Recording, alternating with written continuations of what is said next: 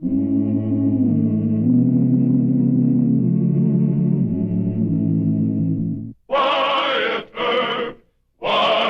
Earp, brave, courageous, and bold. Long live his fame, and long live his glory, and long may his story be told.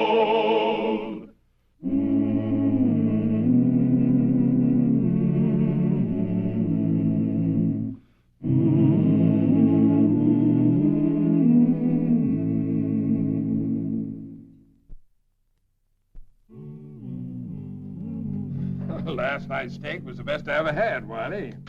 It'll get better. I don't know how you do it. Well, it takes a lot of practice. And a perfect memory. Didn't anybody ever win from you? Oh, a couple have tried. A couple have cheated. I bet they were sorry. Well, I wouldn't know. You see, they're dead now.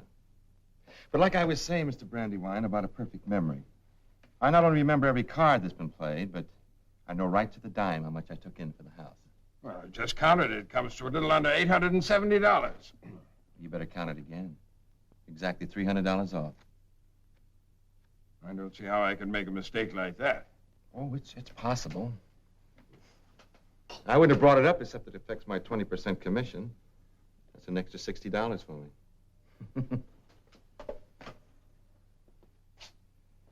If I were you, I'd count it again, boss. No. I'll take your word for it. Let's see. 20% of 1170 is... 234. Right. Here you are.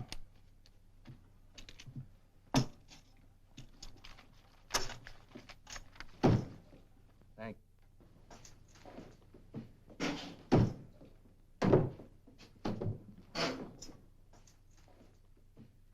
Morning, Mr. Brandywine. What do you want, Marshal? I'm not open for business. Well, I had a few complaints about your faro table, Mr. Brandywine. Nobody can prove anything. No, neither can I. Then you're wasting my time. Well, ordinarily, I don't pay too much attention to these complaints, but when I heard that Max Wiley was working for you, I figured they made sense.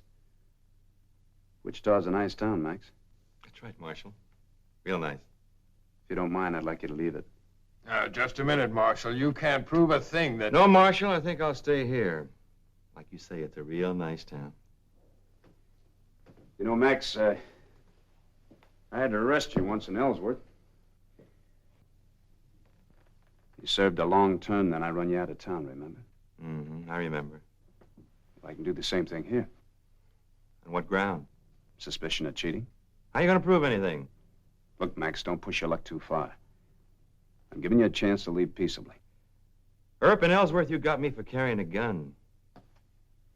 I'm unarmed now. You know, you may be the best dealer on the frontier circuit. But to me, you're just a stinking coward. You can call me any name you want to, Marshal. But you can't arrest me. And you can't run me out of town. You cheat. And sometimes you get caught at it. But you ain't got the guts to go without a gun, even against an unarmed man. Look, Marshal, I'm warning you. I don't... Max, I do the warning around here. Something else I remember about you, too. You're left-handed, aren't you? So? So it figures you should be wearing a gun somewhere near your left hand. Ow!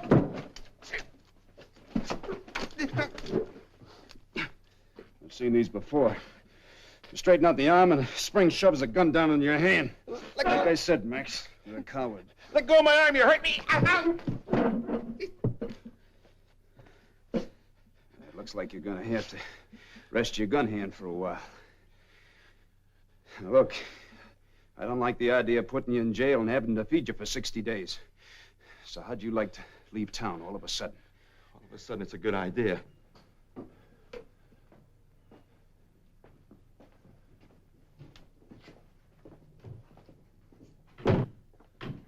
Earp, you'll regret this. Mr. Brandywine, I've regretted a lot of things, but not this, and neither will the rest of the citizens. Now, I want to tell you something. Don't you hire any more crooked gamblers. You can't prove a thing. Mister, I've had enough of you and people like you. That's all I'm going to say. Good morning.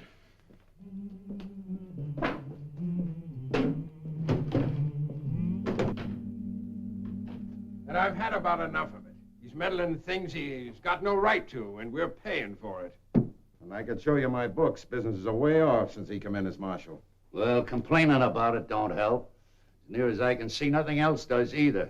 We tried to get rid of Earp before, remember? With men and Clements. But it didn't work. The way it looks to me, it's the way he says.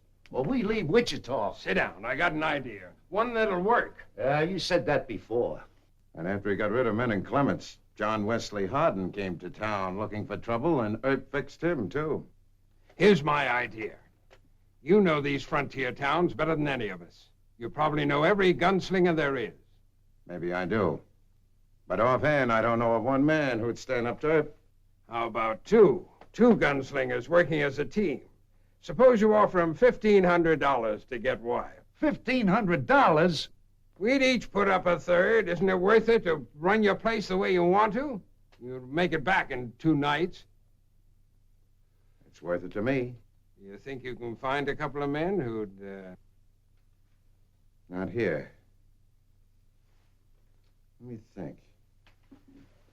It seems to me that Yeah. I know a couple of gunslingers who'd shoot their own brothers for $1,500.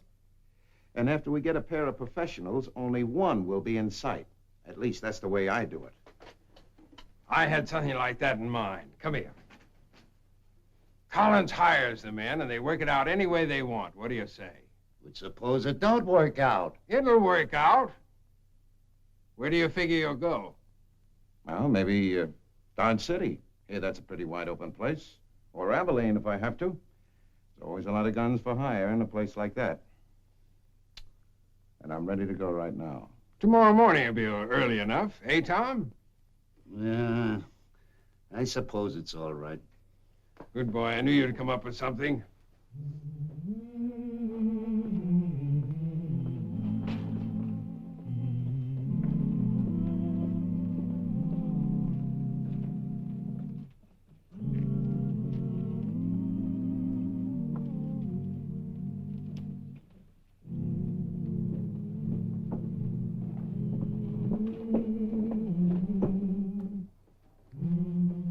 Oh, good morning, Mr. Murdoch. Wyatt, you're in trouble. What, again? I mean it. They're plotting to kill you. If you don't do something about this, you're as good as dead. Look, Mr. Murdoch, there have been plots against me ever since I came to Wichita. You know that. I know, Wyatt, but you don't understand. Now, just relax. Come on, sit down. Got yourself all worked up. It's all part of the job. Wyatt, this is serious. Believe me. All right, who is it this time? Well, Collins is one of them. I suspect Brandywine and Plummer are in on it, too. They've always been pretty thick. They've got the same grievances. Well, they do. If you mean crooked gambling by grievances. Wyatt, you've been in any number of dangerous situations since you've been here. Mr. Murdoch, I appreciate your concern. I'm grateful. Now, what's it all about? This is a letter from an acquaintance of mine in Dodge City. Man I helped once when he was in trouble. Hmm? Who is he? I'd rather not say. He's not a good man, but he trusts me. That's why he wrote me this letter. All right, I won't ask you again. Well, Collins is in Dodge City. He's been trying to hire some gunmen. He's gone as high as $1,500. That's a lot of money. He hasn't been able to hire anybody yet. The job is too dangerous. You can guess what it is. Well, I'm complimented. You know it's only a matter of time before he finds someone. He's looking for a team. 2 men, not 1. Wyatt, you've got to do something. All right, Mr. Murdoch, let's assume for the moment that your informant is telling the truth. Now, what am I going to do about it? Hire some extra deputies, bodyguards. The city will pay for it. I'll see to that. What kind of a marshal goes around hiring a bodyguard? Look, you're going to let your pride get in the way of your common sense? Pride's got nothing to do with it. It's a matter of my own effectiveness. Now, how effective would I be as a marshal of Wichita if I hired somebody to guard me night and day?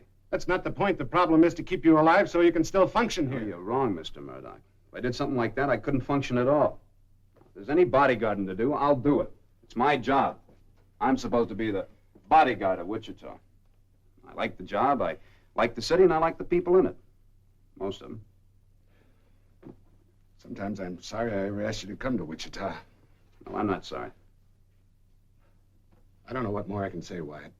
Except if there's anything I can do, I'll do it. Well, you've already done a lot just by warning me, and I appreciate it. But as far as anything else is concerned, stay out of it. You know, Wichita needs you and your fine newspaper a lot more than it needs me. I doubt that very much. Wyatt, maybe you can think of something better than the bodyguard idea, huh? Maybe? Maybe. Thanks again.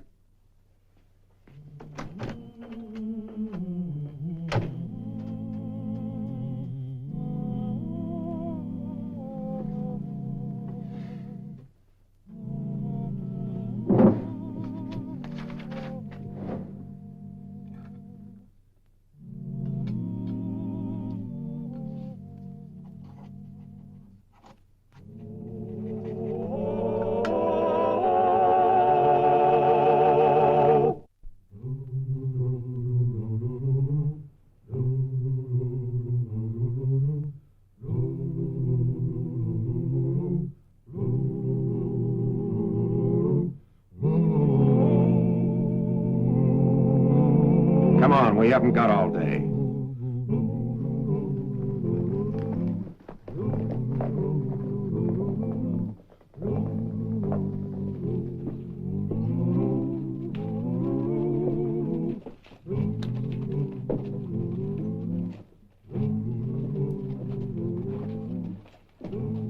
That's it.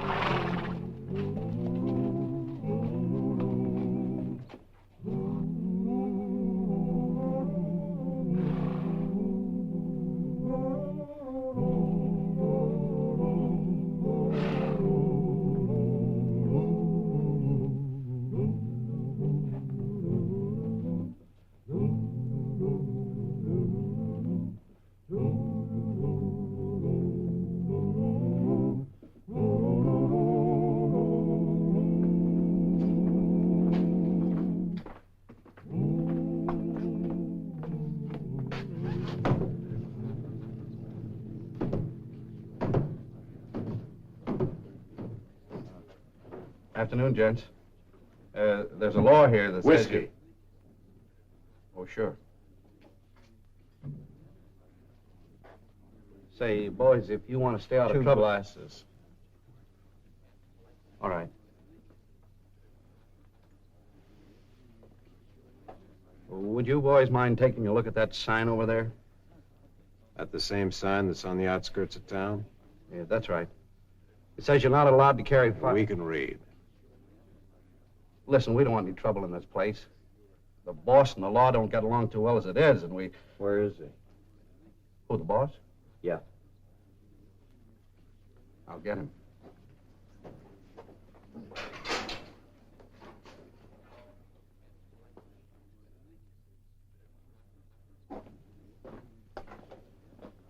Where are they?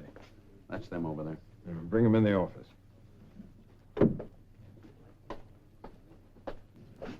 He says, would you mind seeing him in the office? We don't mind. What do we owe you? Nothing. It's on the house.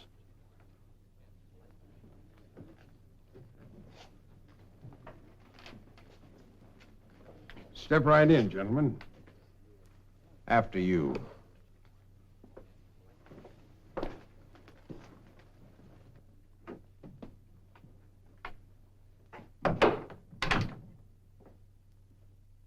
My name's Brandywine, James Brandywine.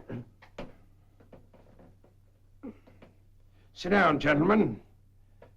What'll I call you? It doesn't matter. We won't be here long enough for it to make any difference. Well, now, what can I do for you? The way I understand it, we can do something for you, friend. That may be so. Excuse me for being so careful, but you understand, I want to be sure I'm talking to the right man. You are. We met your friend Collins in Abilene. He hired us. Oh, excuse me, just a minute. Collie? Collie! Yes, sir. Go next door and tell Tom Plummer I want to see him right away. Yes, sir. Plumber's one of my associates also. Oh, by the way, did Collins come with you? Nope. Why not? How do I know? You're asking a lot of questions. Now, look, we came here to do a job for $1,500. Let's either get on with it or forget it. Oh, gentlemen, please. It's just that, well, I don't want anything to go wrong. Don't get nervous. Nothing is gonna go wrong. Yes? It's me, Tom Plummer. Oh, yes, Tom. Come in. Tom, shake hands with these two gentlemen. They're the men we've been expecting. Howdy. How about this marshal? Where is he? Oh, he's probably in his office. He generally is at this time of day. Tell me, do you have some sort of plan? Yeah. The first part of it. To collect half the money. Well, I told you we'd probably be taking a long ride for nothing. Wait a minute. We didn't come for nothing like he says. We came to do a job. You don't want us to do it, you pay us anyway. For our trouble. Now cough up with $750. all right, all right. But we still want you to do the... Wait a minute. This... All right. 1, 2, 3, 4, 5, 6, 7, 10, 20, 30, 40, 50. There you are, $750. All right. Let's get to work. Do you have some sort of a plan? If not... Sure we have. I'm gonna walk out in the street and wait for him. You stay by that big front window, and when he gets close enough, let him have it. All right. Unless one of you've got a better idea. Well, that's good. That's real simple. We could have done that ourselves. You still can. Which of you wants to meet him in the street? I see what you mean. Well, I think I'll go back to my place.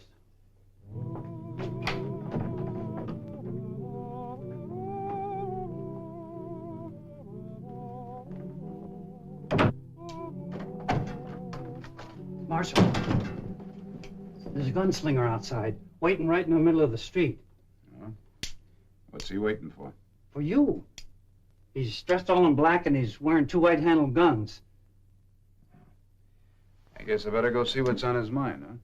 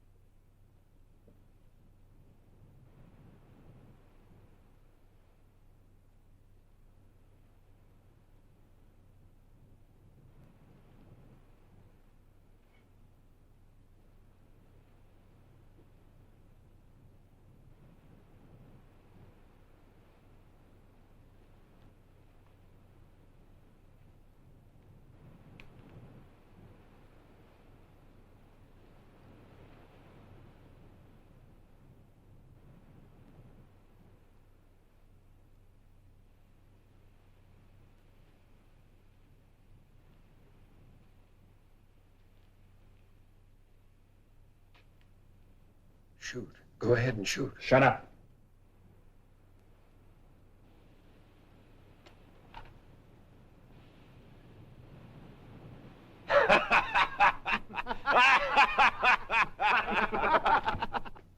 What's going on out there? They're laughing. Let's go outside and see. Virgil, the old son of a gun, honey. You look wonderful. How have you been? Fine, Wyatt. How about yourself? Hey, where did you get that outfit? Well, it wasn't easy, Wyatt. Believe me. How about you? Where'd you get that small cannon? Well, that's my buntline special. It's kind of awkward looking, isn't it? It's very effective for long-range shooting. Funny story how I got it. I'll tell you about it later. Hey, Morgan inside? He ought to be out any second.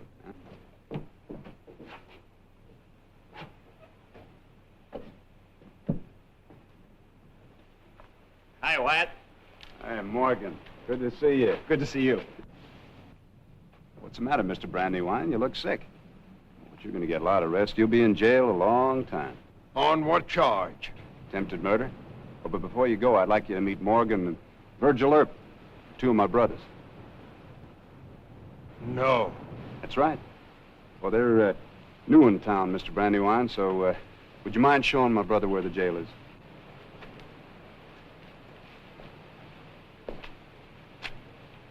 Hey, Virgil, is anybody else in on this besides Brandywine and Collins? There was a fellow named Plummer, saloon keeper. Said he was going back to his place. I figured he was in on it. Wyatt, has this fellow Collins showed up with anybody yet? No, not yet. We'll be waiting for him when he does. Hope it doesn't take too long. Morgan and I got work to do back in Dodge. Yeah, I know. Come on, let's go see Mr. Plummer.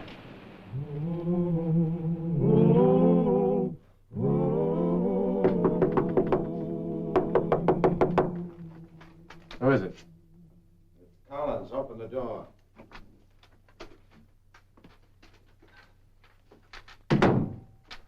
This here is Mr. Collins. Mr. Collins? No need for you to know what my friend's name is. I checked in as Luke McGuire. He's not registered. Yes, I know. You're very careful. Where do we find this fellow, Earp? He patrols Douglas Avenue most of the night. You pay us now? No, my friend has the money. You'll get half first and the balance after. How do we collect after? Well, my partner will hand you the money through a back window. Where's the back window? I'll show you. Meet me on the corner across from Rowdy Cates in 5 minutes.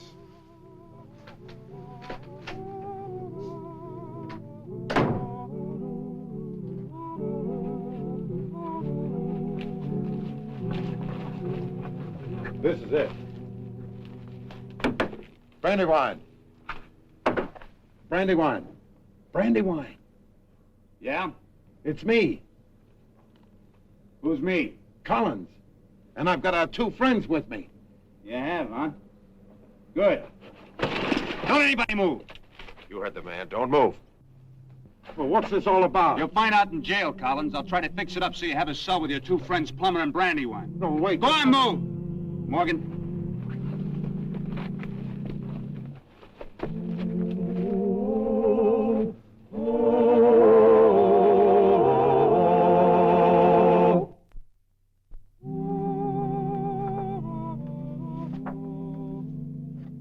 Oh, yeah, here's the other one. Name's George Chance, alias George Wilson, alias... Well, anyway, he's wanted in Kansas City for armed robbery, McLennan County, Texas for a stage holdup, and Amarillo, Texas for the same thing. And it says here he's a very desperate character and will undoubtedly resist arrest. Better send a correction on that, Wyatt. They didn't cause us any trouble at all. It was that black outfit of yours. It'd scare anybody. Well, you think so? Say, Wyatt, what about this $750? What do you think we ought to do with it? Well, that's up to you, boys. As far as I'm concerned, you earned it. We wouldn't feel right keeping that kind of money, Wyatt. We'll take out our expenses. You can have the rest. No, I don't want it. Well, maybe you could do some good with it. Must be somebody around here who has a need for something. What are you laughing about? I was just thinking. The school needs a couple of new classrooms. Fine, that's a good cause if I've ever heard of one. You know, I can just see Brandywine's face when he finds out what happened to his money. Oh, thanks. Yeah, this ought to cover your expenses. Look, how do you go about thanking somebody for saving your life? You don't. That's what brothers are for, isn't it? Yeah, I guess so. I hope I can return you the favor someday. I hope you don't have to. Come on, Morgan. We better get on our way. So long, Wyatt. So long, Virgil. Thanks a lot for coming. Don't drop your line. I always should do that. Bye, Morgan. Goodbye, Wyatt. Keep yourself out of trouble, will you? No, I'll try. Of course, in my job, that's not too easy. Have a good ride. We'll try to. You'll hear from us. Give my love home.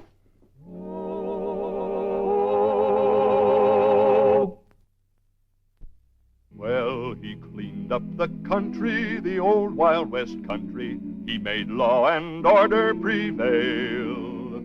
And none can deny it, the legend of Wyatt forever will live on the trail. Oh, Wyatt Earp, Wyatt Earp, brave, courageous, and bold. Long live his fame, and long live his glory, and long may his story be told. Long may his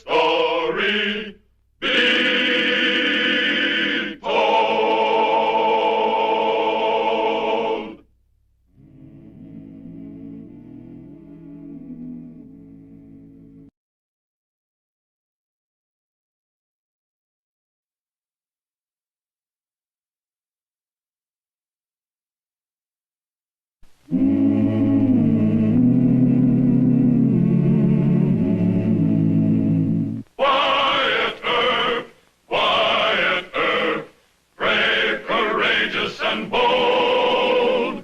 Long live his fame and long live his glory, and long may his story be told.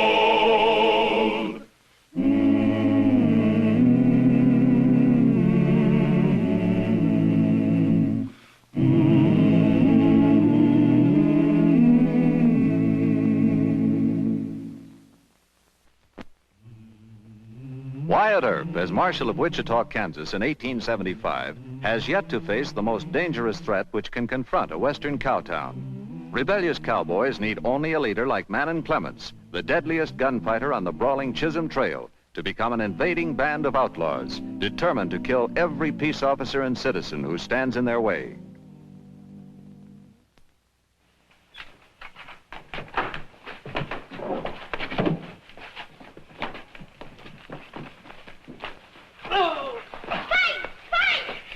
Stop it! Come back here! You shoot your mouth off about this, and you'll be in worse trouble. Right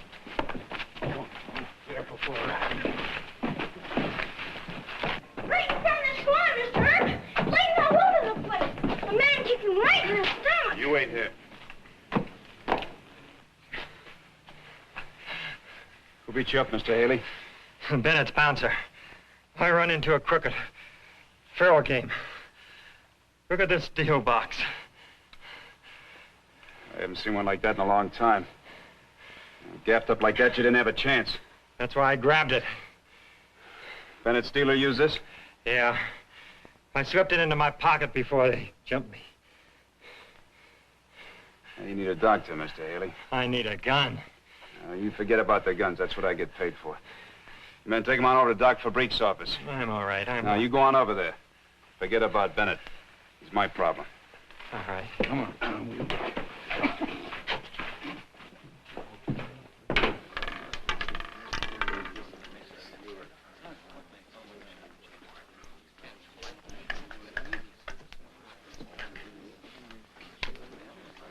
You ever see this before, Bennett? Of course not.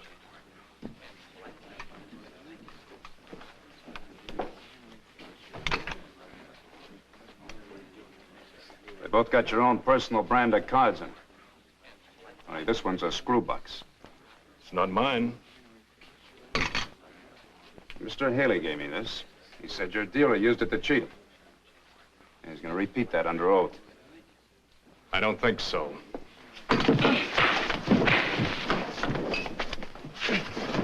Mr. Haley was a friend of mine. I'd like to return what you gave him. Oh!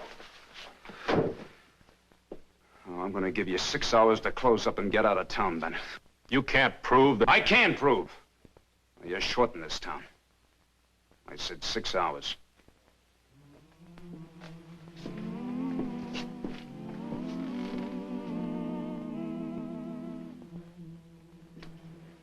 Sam, you men about ready? We're all set here, Marshal. Good. Oh, Mr. Murdoch. What's the news? Dave Bennett. He's been squawking about your order. Well, that's good. Dave's got about the most crooked place I've ever seen. You just can't tolerate crooked gambling. No, I like an honest game too much myself. And so does every cowhand I ever met. Gambling house makes plenty of money on its percentage. Dave didn't have to cheat. Bennett isn't going to take this lying down. He may have to.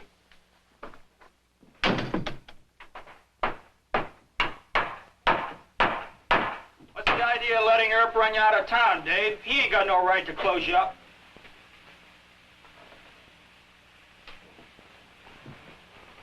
You get about 3 minutes left, Mr. Bennett.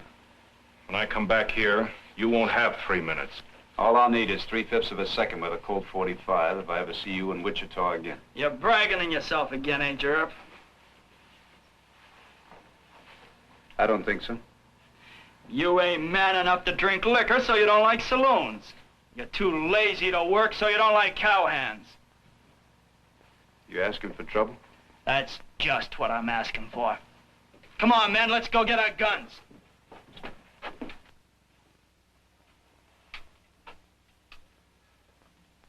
All right, now break it up.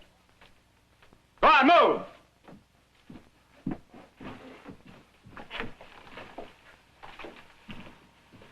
Your time's run out, Mr. Bennett.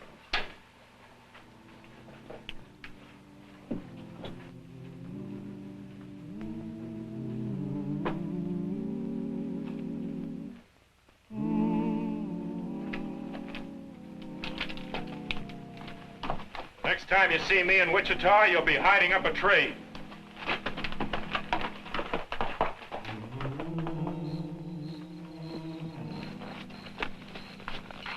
Howdy. Howdy. Can one of you tell me where I'll find Manning Clements? Well, Manning's here, but he's in pretty mean mood. If I were you, I'd wait until after sunup. Well, my business is real urgent. Over past that big rock. But be sure to call out your name before you ride up. I know. Thanks.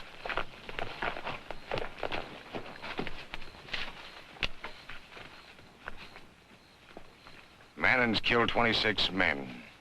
Hey, I wonder if I did the right thing by telling that stranger. 26 poor fellows in their grave.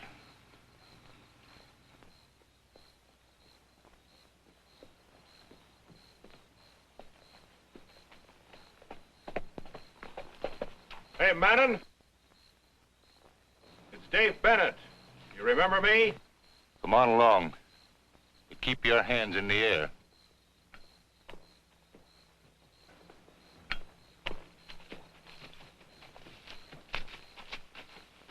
This the way you want it? That's the way I want it.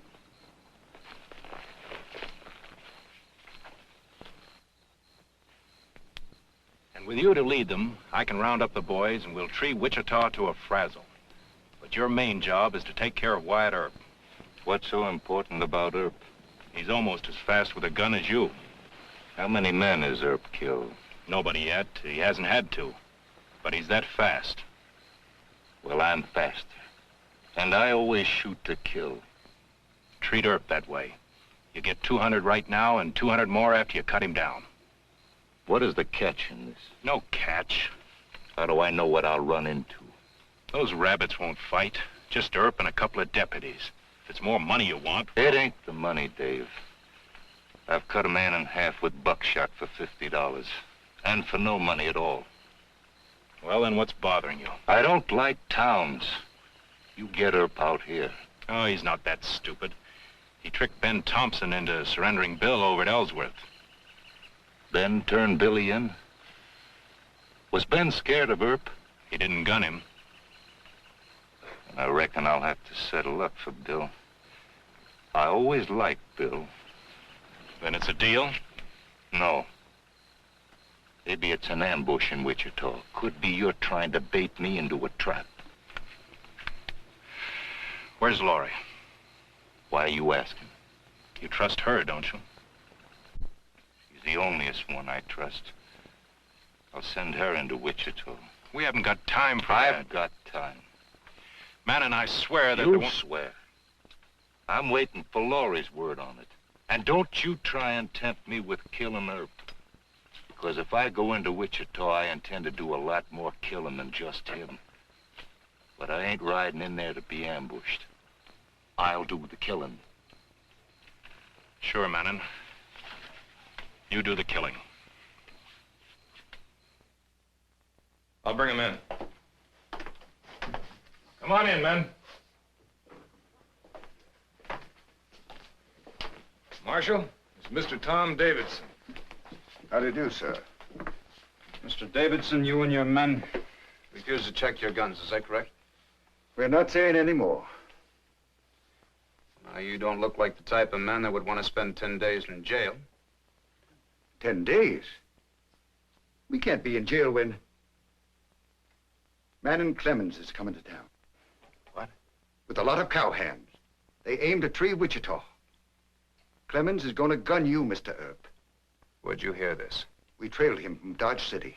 Last night, we joined a cattle outfit driving here. There was a lot of wide-open talk. You say you were trailing Clemens? He killed my son.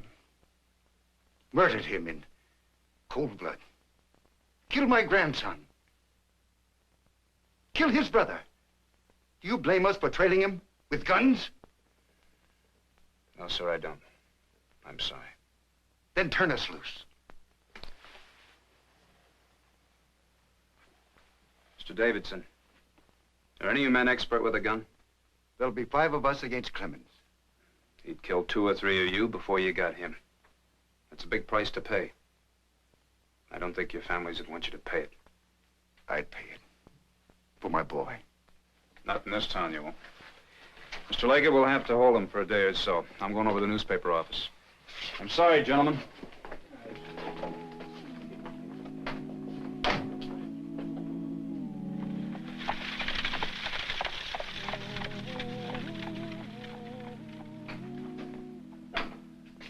I thought you'd be around. Well, you heard about it, huh? Uh-huh. This might be real rough, Wyatt. Clemens is supposed to have killed about 24 men. Yeah. Did you ever meet him? Just once in Abilene. Ignorant, savage yahoo. You better start swearing in extra deputies. You'll need at least 50 men. Hey, have you put your paper to press yet? We locked the forms in an hour. Why? I'd like you to write me a page 1 editorial, Mr. Murdoch. Please sit down. I'll tell you how I think it ought to go. Could you read that back to me? Well, a report has reached the Eagle that some brainless, hairy-eared cowhands plan to tree Wichita in the near future. Our informant states that one man in Clements will lead them. This Clements is a horse thief, a common murderer, and a coward. We have questioned Marshal Wyatt Earp about Clements and his associates. Marshal Earp has such a low opinion of Clements that he dismisses the loose talk of a raid on Wichita with hearty laughter. You want to get us all massacred? It's a good piece, Mr. Murdoch. Please print it. Oh, now, Wyatt, this is ridiculous. Look, I want Clements and the cowhands to think we're not taking them seriously. The mob is only one man, its leader. In this case, it's Clements. I'm working on him. Wyatt, this is the sublimest lot of overconfident nonsense I've ever heard. Now, what's gotten into you? Clemens' girl's in town. She's drifting around the saloons and asking questions about you, Marshal. Oh, well, that's good. I'd like to know her name and where I can find her. Her name's Laurie Castle. She's stopping over at the Texas house. I think I'll walk around a little. Oh, will you print that for me? Along with your obituary.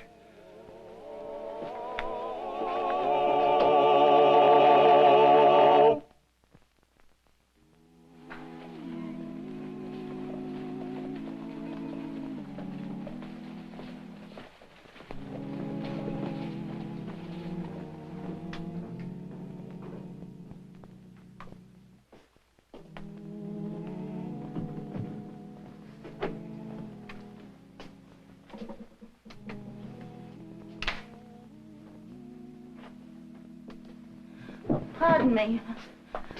Are you Wyatt Earp? Yes, and that's right. Mr. Earp, I'm Laurie Castle. Miss Castle. I've heard so much about you that I didn't want to leave town without saying howdy. Well, thank you, ma'am. Oh, wait, Mr. Earp. Just saying howdy isn't all. Oh? It's business. Won't you come over and sit down for a minute? Well, I'm sorry, ma'am, but I do have my afternoon It won't calls take long. Please.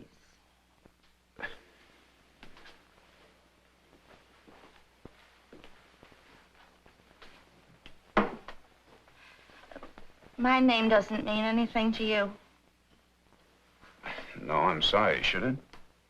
I have a gentleman friend who's quite well known, Mr. Manon Clements. Clements. Seems like I recall the name, but I... Oh, this is a surprise.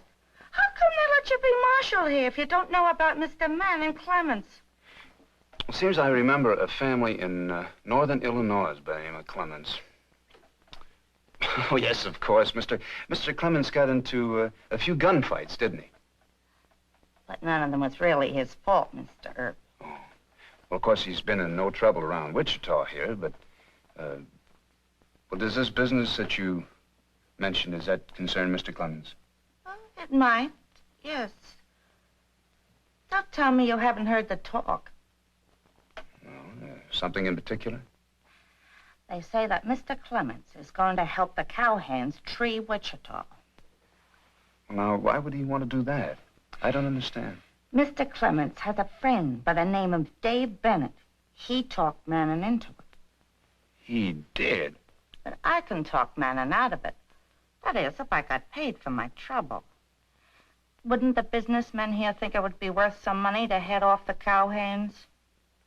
They might, but exactly how would you persuade Mr. Clements?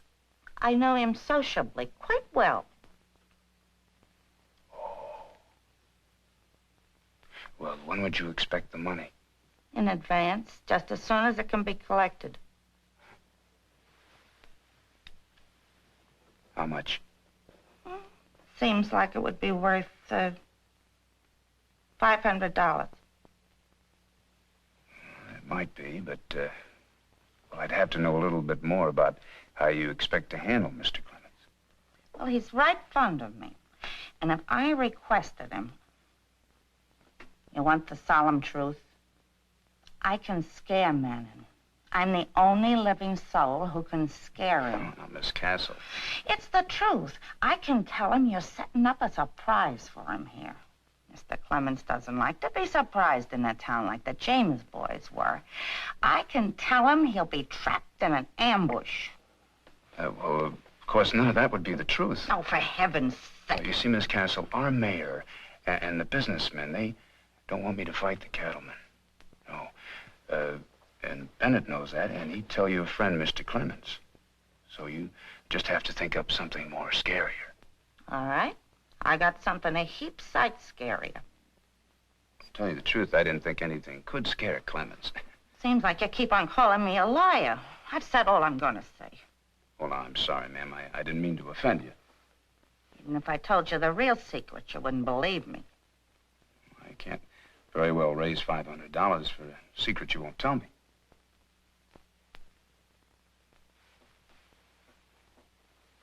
Manning's scared of graveyards. Graveyards? It's the truth. I can tell him I dreamed of a graveyard and he'll right out for the panhandle. Well, I'm sorry, Miss Castle. The deal's off. What? Well, I couldn't raise $500 for a yarn like that. People would laugh me right out of town. You're a stupid fool. You'll be dead tomorrow. Graveyards.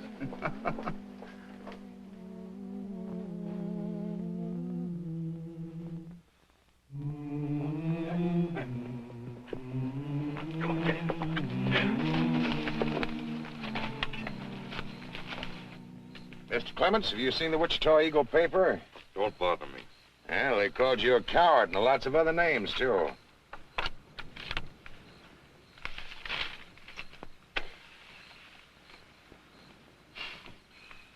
They've said a lot worse things about me.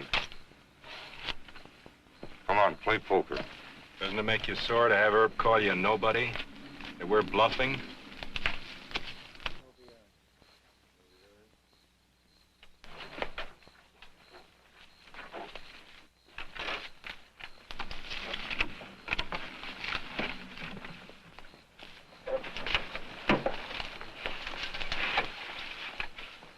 What took you so long?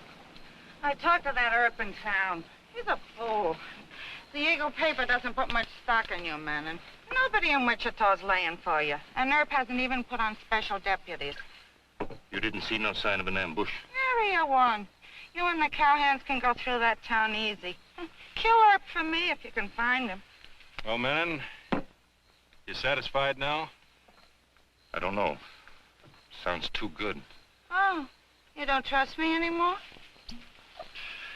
No, I trust you. Saddle and ride. We'll hit Wichita early. Yeah!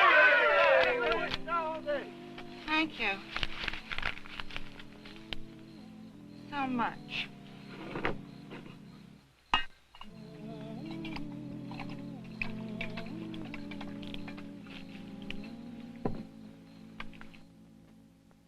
Well, we've armed about 50 men, Mr. Murdoch. So if I can't stop Clements here at the edge of town, we can cut his outfit to pieces when he crosses the city line. Why try to stop Clements and turn the others back? Let them come in town, take their medicine. That's right. Look, I started all this by closing Bennett's saloon. I'm going to finish it without getting a lot of people hurt. All right. You ride out there alone. What happens? Clements won't palaver. I'm paid to take chances. If my plan works, people won't be killing and getting killed all over town. Well, yes, but if it doesn't work, So bury me.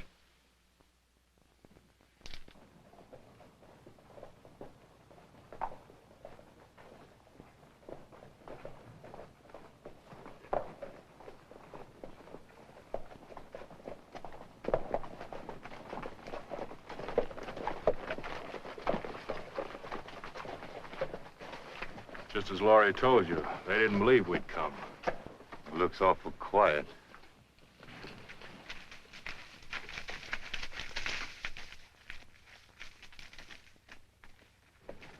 Is that Earp? Get him now. I don't shoot from a horse. Mr. Clements, I want to talk to you. Get down off your horse and I'll get off mine. In a minute. But first I want to warn you, I have 80 men just waiting for you to cross the line. You're bluffing.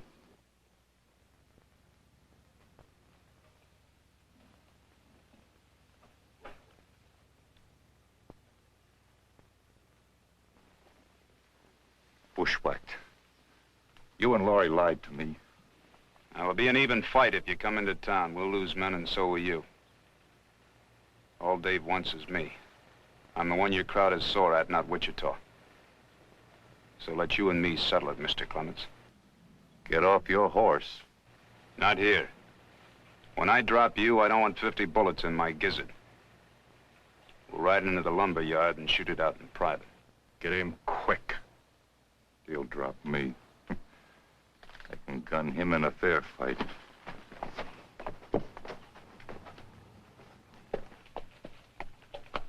How do I know you haven't got men in there? I don't need any help. You talk brave, Mr. Earp. Picked a mighty nice morning to die, Mr. Clements.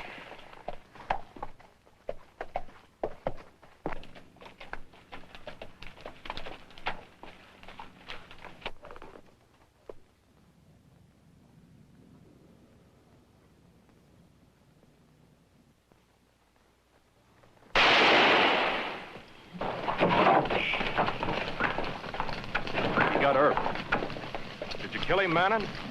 You wanted me ambushed. You can ride in that truck if you want to. Not me.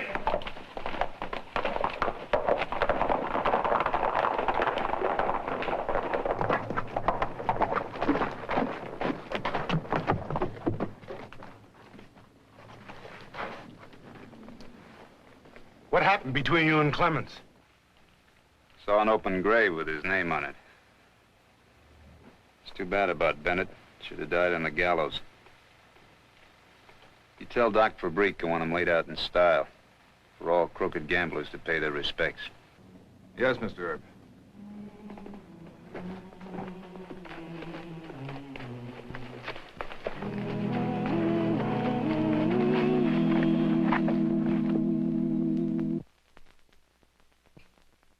Well, he cleaned up the country, the old Wild West country. He made law and order prevail. And none can deny it, the legend of Wyatt forever will live on the trail. Oh, Wyatt Earp, brave, courageous, and bold. Long live his fame, and long live his glory, and long may his story be told. Long may his story be told.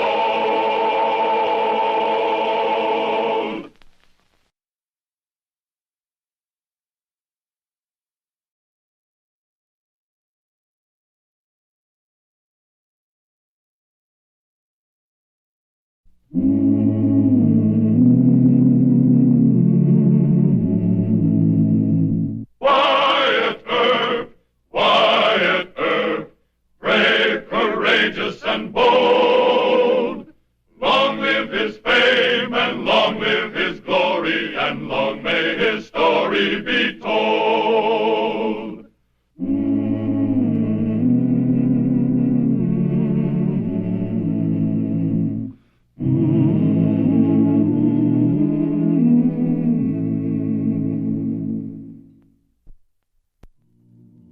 In Marshal Wyatt Earp's long struggle to tame Wichita, there were 2 points of controversy which historians of the western frontier have argued since 1875.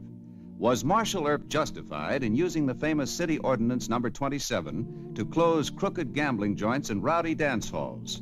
And why did he permit Ben Thompson, a notorious gunfighter and killer, to operate a gambling game in Wichita while Marshal Earp's stormy cleanup campaign was raging to a murderous pitch of tensions and hatreds? Come on, bring him out of there. Go on, there's plenty of bars up the street. You guys go that way and get on down. Is that all of them? That's the last one of them, Mr. Unsanitary, you call it. I washed my glasses as clean as any place in this town. You're just using that public health ordinance as a trick, and you're not going to get away with it. Come on, keep them moving.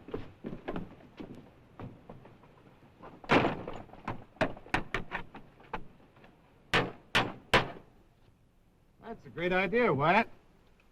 You're going to have all of Douglas Avenue hating you. That's Judge Jewett's idea. See, when the saloon owners get too slick for me to prove crooked gambling, why, he's ordered me to proceed under Ordinance 27. Be a lot quicker. Can you use it against dance halls? Yeah, got to close one up the street. The Dreamland joint? Uh-huh. They've been importing immigrant girls and paying them almost no wages. Oh, but don't print that in your newspaper. They're kind of scared to testify. I understand. The Orient Saloon and the Dreamland Dance Hall were closed today as unsanitary by Marshal Earp. He was ordered to take this action by Dr. Andrew Fabrique, City Health Officer. Howdy, Marshal. Oh, hi, Mr. Finley. I wasn't sure you'd remember me. Well, I've looked at you over a gun sight once or twice. Mr. Murdoch, this is Jack Finley, friend of Ben Thompson. Oh, yes. Ben Thompson? How is Ben these days? He's fine, thanks. Oh, Marshal, I know you and Ben had several run-ins over at Ellsworth, but he don't bear you no grudge.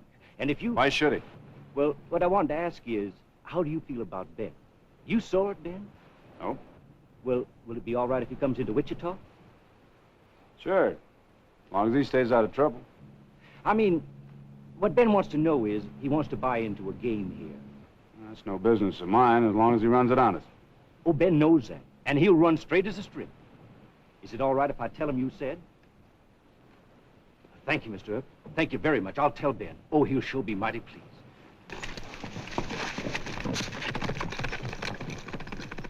On the eve of a cleanup campaign that's going to cause you a lot of trouble, you say Ben Thompson can come into town? Ben and I have settled our differences. But he's a dangerous gunslinger, a killer, and... Also a pretty honest man. Oh, come now, Wyatt. Well, he's always kept his word to me. I never did hear of him cheating at cards. But you had a gunfight with Thompson. You sent his brother Bill to prison for killing Sheriff Whitney. Now, look, Mr. Murdoch, a man in my line of business, well, he's got to let his old quarrels die.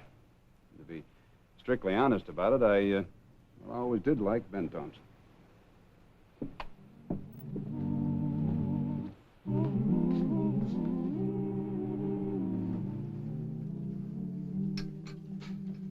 That's good, Johnny, good.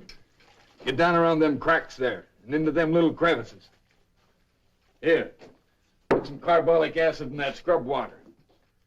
And these glasses, I want them all dipped and scalded in water. This place is going to be sanitary. Dave. Yes, sir. Where's the roulette wheel? Well, it was set crooked. Dunphy's fixing it honest. Good. No wonder Wyatt closed this dump. Well, didn't Jack tell you? No. Earp and I are friends. But he's John Law in this town. I love Wyatt almost as much as I love my brother Bill. Yes, sir. So spread the word. I'll have no talk against Wyatt from the men who work for me or the customers. And another thing, I thought I told you to tell these men how I stood with Wyatt. Dave didn't know. I'm sorry, Ben, but you told me to check on all the opposition. In the rush, I might have missed a few. All right. What'd you find out? Plenty. Now, you men keep busy. I want this place spick and span. And I never listened to such mean talk. Wyatt's going to have a small war on his hands. Ain't nobody likes that ordinance number 27. Anyway, who can run a clean, place in a town like Wichita that's all dusty and muddy. It just don't make sense. Does to me. I told Wyatt he couldn't make that gun-checking law stick up in Ellsworth. But I was wrong. And if he says this town's going to be sanitary, he'll make it stick. Well, anyway, all the opposition say that Ordinance 27 is just an excuse to give Wyatt the power of let run or close up. You against Wyatt? Me? Oh, now, Ben, you... I'm going to tell you a thing or two. Now, Wyatt could have killed me in a fair draw and a fair fight, but he didn't. He could have had my brother Bill hanged, but he didn't. Now, Bill's up in the hospital in Denver. Got a chance to get well. Well, you should have told us about that before, Ben. I don't spill things until it's necessary. But when I'm loyal to a man, I go all the way. Sure, Ben, sure. Now then, just where do they talk the meanest about my friend Wyatt? The Hotel Wichita bar? You got about an hour to get the men ready. Oh, Ben, trouble our first night in town. When I'm loyal to a man, I go all the way. Now, I told you that. So get going.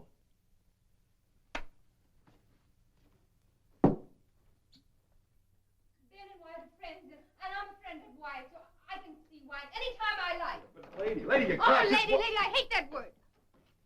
Oh, are you Wyatt, the best friend of Ben Thompson? Well, I know him, yeah. Like Ramon and Romulus. Oh, it is beautiful. What's your name? I'm Lolita Ryan. More Lolita than Ryan, huh? Well, what can I do for you? Oh, I think I'm going to have to hurt Ben's other girl. You are his dearest friend. You chase her out of town for me, please. Well, you just better sit down. Now, let's get one thing straight. In the first place, I'm not Ben's dearest friend. In the second place, I let him reopen the Orient Saloon because he promised there wouldn't be any trouble and that he'd run an honest game. Another thing, I can't mess into Ben's private affairs. So if he's running around with another girl, you're just going to have to settle it with him. You will not chase her out of town? Nope. Oh, but he doesn't like her very much. He only took up with her because he thought I was with my mom in San Antonio. Well, you just go tell that to Ben. Oh, but I did. And he said not to hurt this girl. He say you wouldn't like it. What am I to do? She's no good. She's one of the biggest... Wyatt, Ben Thompson and his boys are headed for the Wichita Hotel bar with guns. Go get Sam. All right. Miss Ryan, you control your temper. Oh, but... And you stay here, understand? See? And so, any time that you don't keep the joint clean enough to suit that big head, he can close you? Why, that's against the Supreme Court. Earp's got too big for his britches this time. He needs cutting down to size. Every man that is a man in Wichita ought to start... Hold it, Morrison. Howdy, Ben. I was just telling the boys... I heard what you said. Does he speak for the rest of you, cowhands? I sure do. How about you, Ben? You with us? No.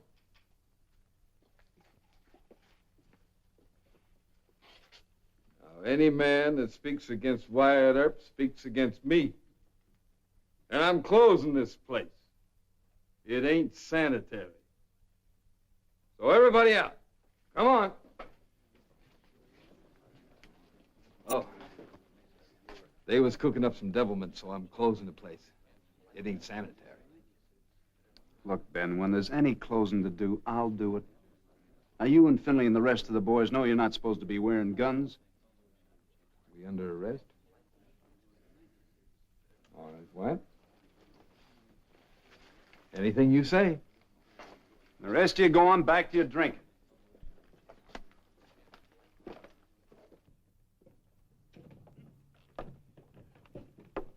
Hold it. I'm gonna wait for the marshal. Okay, let's go. Come on. Wyatt. Now, I don't aim to criticize, but I think you're being a mite overconfident about this sanitary business. There's trouble cooking. Yeah, well, you better take care of your own trouble. What do you mean? A girl by the name of Lolita Ryan came to see me. Lolita, she shouldn't come around bothering you. Yeah, well, she did. She threatened one of your other girls. Carolyn or Millie? She didn't say. You better calm her down. All right. I sure will, Wyatt. And another thing, you and I are friendly. All right, that's fine, but well, we can't act too friendly. People might misunderstand it. I know. You're the law, and I'm Ben Thompson. We'll keep it that way. But Wyatt, I didn't shoot nobody back there or take that saloon apart. All I did was try to be real nice. And another thing, about that judge in the morning. Don't you worry none. If it's going to embarrass you, I'll just say you and me don't even speak. Just don't say anything. All right? Pay the fines for me and the boys, and I won't even look at you.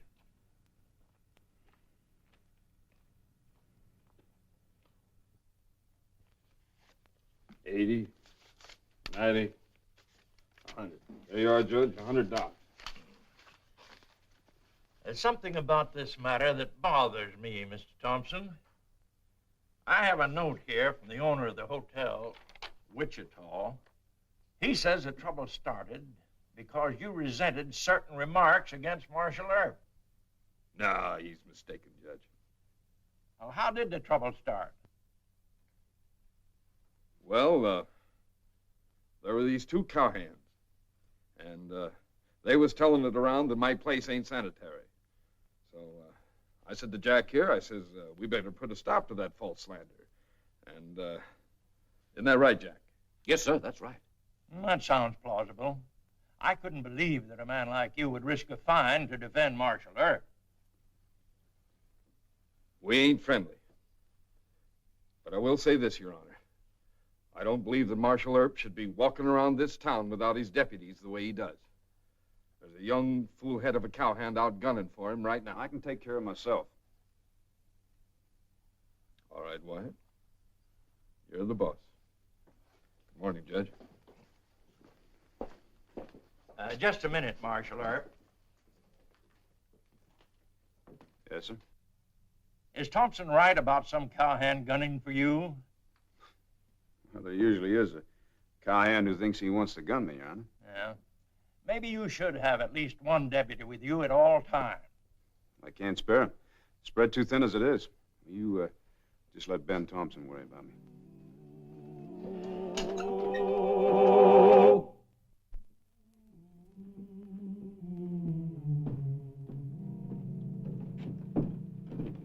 Start where you gun.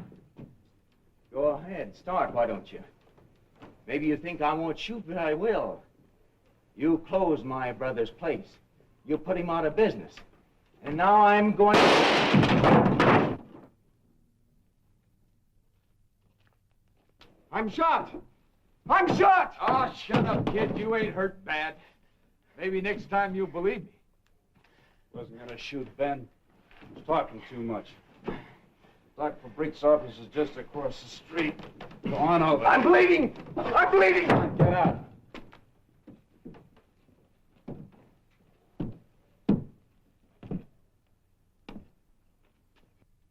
Am I arrested again? Ben, you're not supposed to pack a gun on the streets. That kid, he was going to plug you. Ben saved your life, Marshal. Look, Doc Fabric is going to report a gunshot wound. I couldn't let you go if I wanted to. Oh, but Marshal... Shut up, Jack. All right. Let's go see the judge. Where you going? You weren't wearing no gun.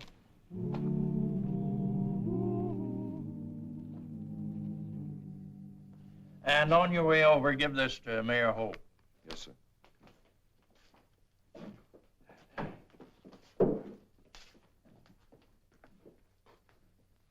Well, what is it this time? A drunken kid tried to gun me, Your Honor, and he shot him in the arm. Yeah, Thompson warned you. What's the charge? Carrying guns in violation of a city ordinance and careless discharge of firearms. What have you to say to this, Mr. Thompson? Well, I reckon Marshal Earp was doing his duty. Well, I don't. The man saves your life, and you arrest him for misdemeanor. Did you ever hear of gratitude, Marshal Earp? Now, don't scold him, Judge. I asked Marshal Earp a question. Well, sir, I recommend that Ben Thompson be let off this time with a reprimand. A reprimand? If you haven't the decency to thank Mr. Thompson, I will. This court expresses its gratitude for assistance rendered Marshal Earp and dismisses his asinine charges against you. You and Thompson aren't friendly. Yet he saves your life at the risk of his own. Greater love hath no man than that.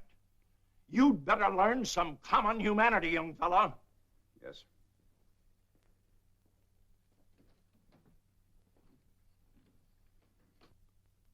Sure, I'm sorry, Wyatt.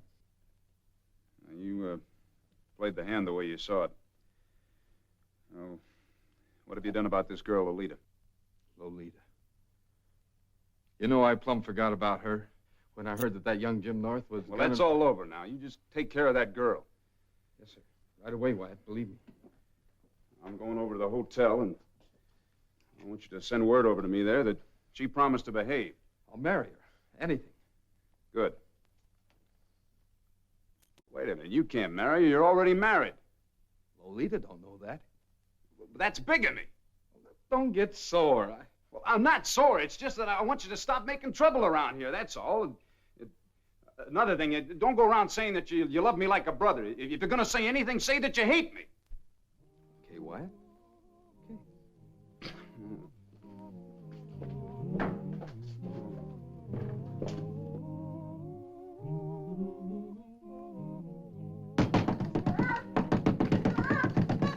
What's the matter? Not so loud. She's after me. Shut the door. Who's that? Come here. Oh, she's really stop me. Oh. Where'd you get you? Here, it's bleeding. I can feel it. Let's get the doctor for Beek's office. And you stay here. You're under arrest. I told you I'd get her. Let me go, you. Let me go. Come on. Ben's best friend. You take sides with that Millie Spencer. Fine friend you are. Marshal Earp, what's all this? Felonious assault, Your Honor. This is Lolita Ryan. She cut a girl with a knife. Oh, next time I'll really cut her. That'll do, young woman. How's the girl badly hurt? Not too bad, sir. According to Dr. Fabrique, it's just a cut in the rib. And where did this affray take place? In Wyatt's room at the hotel, Judge. Really? She's Oh, now, wait nothing a but a dyed-haired, blind crybaby. She ran into Wyatt's room to make trouble with Ben and me. Ben? Not Ben Thompson. Yes, sir. I told Wyatt last night he must make Ben get rid of this girl. But does he help? Oh, no. Ben must be loco. He picks a John Law for best friend. Marshal Earp? Yes, sir? I was never under the impression that you and Thompson were friendly. Well, we're fairly good He friends. pretends to be Ramon and Romulus with Ben. He lets him come into Wichita and open up the Orient Saloon. But does he help him get rid of Millie? Or no? Look at me, Judge. If you were Ben's true friend, would you let Millie make trouble? I haven't seen Millie. Well, she's one of... Silence. Well, I guess we'll have to lock her up. Deputy, Lock me up? For how long? until tonight, we have no place for female prisoners to sleep. Okay. You're a nice man. You tell Ben Thompson to get rid of that Millie. And as for you... That'll do. Put her in the old courtroom and ask Mrs. McGee to keep an eye on her. Yes, sir. You take Millie. You can have her. Come on.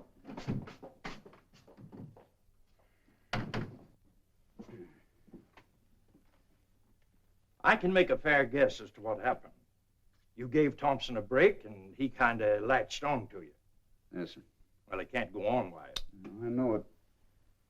I'd explain matters in a nice way and suggest that he leave town. Yeah, I guess that's the way it's going to have to be. You don't seem too happy about it. I just can't order him out of town, Judge. I mean, he's clean as far as the law is concerned. But with his great devotion to you, he'll go as a personal favor, won't he?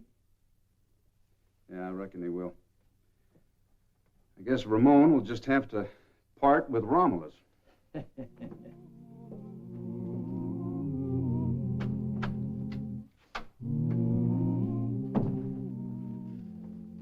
Wyatt's outside. Said he's got to talk to you. Did he look sore? He didn't look too happy. That Lolita. She ought to be pistol whipped. What am I going to tell Wyatt? Well, tell him I'm here. I don't hide from my friends. Oh, look, Ben. Lie to him just once. Tell him you ordered Millie and Lolita to get out of town. This is the best gambling spot we ever had. I don't lie to my friends either. Now you get out there and tell him I'm here.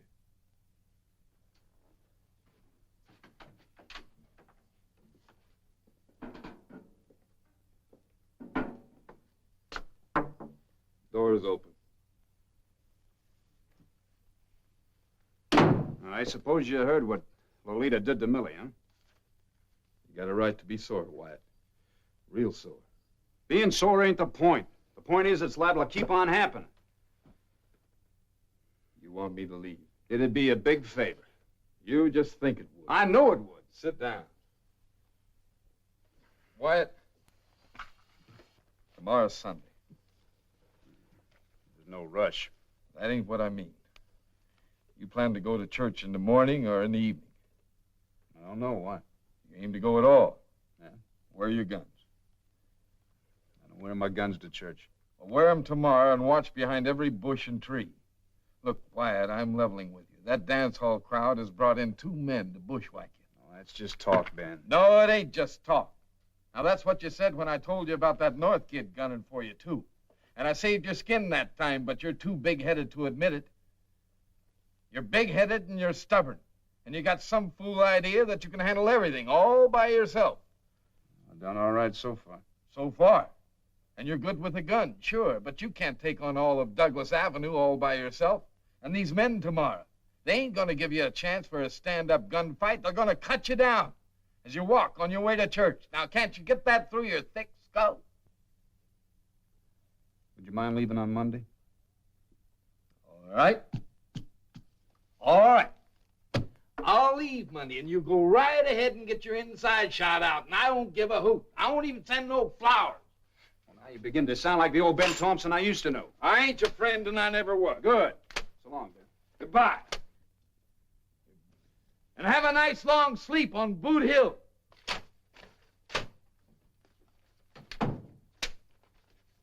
You and him have a row? Yeah. Say, that's great. He tried to order us out of town? That chance he's got of making it stick, he'll be dead tomorrow. And I can stop it, too. But I won't. I'm not even gonna lift my little finger. Let him die.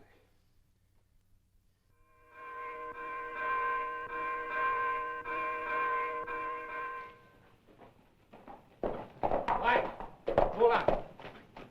Oh, good morning, Mr. Murdoch. I see you've been working late again, huh? I just heard a wild sort of a rumor, but it worried me. The bushwhacker talk, huh? Yeah. An ambush somewhere on this side of town. Near church. But if you knew about it, where are your guns? Mr. Murdoch, I thank you for the warning, but well, if I was going to look for a hole every time some drunken cowhand said he was going to bushwhack me, I'd have to crawl underground like a prairie dog. Yes, but look, now, you go on home and get shaved. I'll see you at church. Listen, I'll Wyatt. see you later.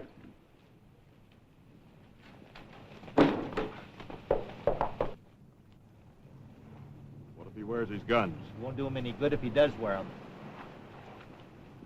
Get set. Here he comes.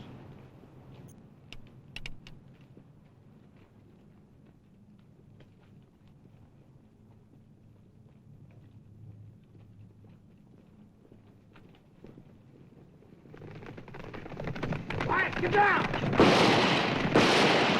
Get up!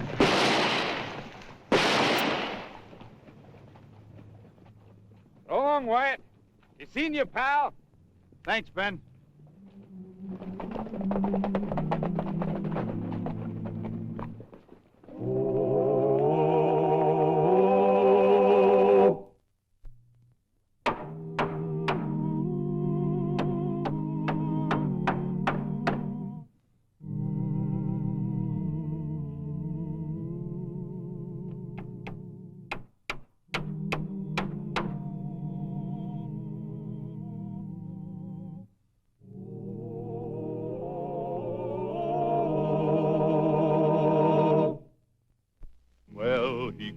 Up the country, the old Wild West country, he made law and order prevail. And none can deny it, the legend of Wyatt forever will live on the trail. Oh, Wyatt Earp, brave, courageous, and bold.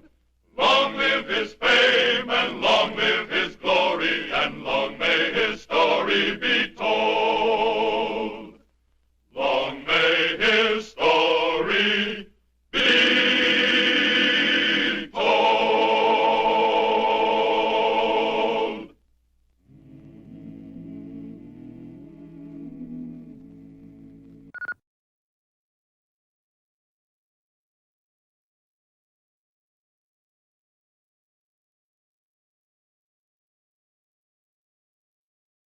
Wyatt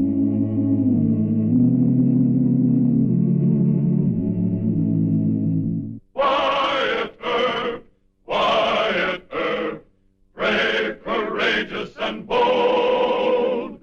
Long live his fame, and long live his glory, and long may his story be told.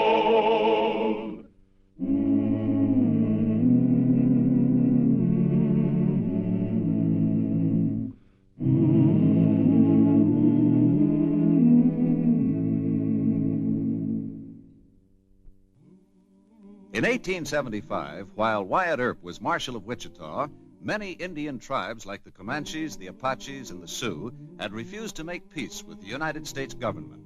This warfare was to reach its climax a year later when the Sioux and their allies massacred General George Custer and his men in the Battle of the Little Bighorn. But for many months prior to this tragedy, renegades were selling contraband rifles to the unpacified tribes.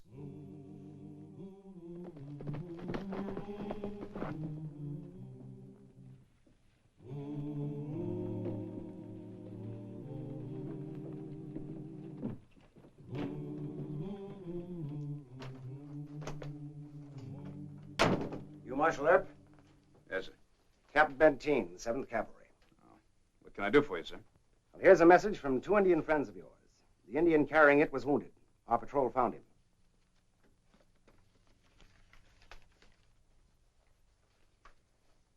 It's for Mr. Brother and Mr. Cousin. Sit down. Thank you. They've been very good friends.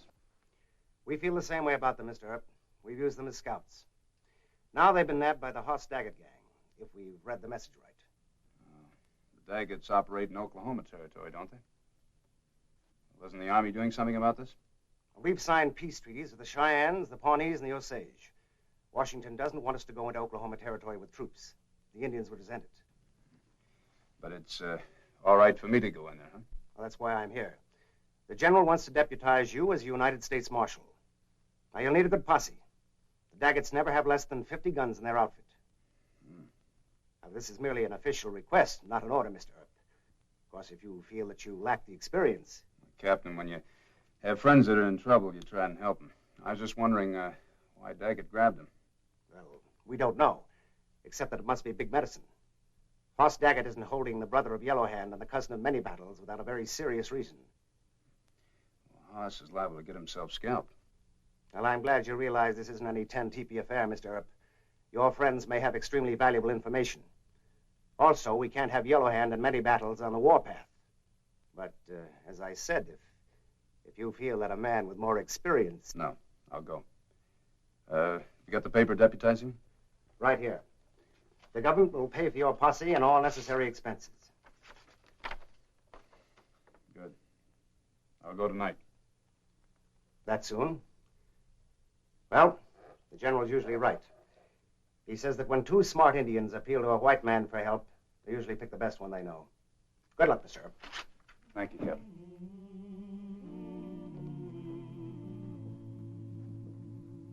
Just a minute. Just a minute. Bring that back. Oh, come on, Doc. Get out of the way, will you? These are heavy. I know it's heavy. It's valuable, too. Set it down there, Wyatt. I want to talk to you. Oh, now, come on. We've been through this before. Yeah, I know. You're a pretty fast talker, Wyatt. I must say, the more I think about your idea, the less I like it. What's going on, Doc? Moving? Moving, he says. No, but I might as well be moving. I let this crazy man talk me out of $850 of good, fresh medicines. Well, sounds like a story here. No, it's nothing for publication. It's a government job. I'm taking this medicine into the Oklahoma territory. He's not only committing suicide, he admits it. Come on, let's hear it. All right, Mr. Brother and Mr. Cousin are in trouble. Who? Well, they're 2 Indian friends of mine, and they got themselves nabbed by the Hoss Daggett gang. Well, why all the medicine? Well, I'm going to go in there disguised as a patent medicine doctor. It's the only way I can get into the Daggett camp. Pretty risky to try and save 2 Indians. I not only lose my medicine, but I also lose my good and former friend Wyatt Earp. Oh, don't give me that stuff. You know this hogwash isn't worth a cent, and you know it.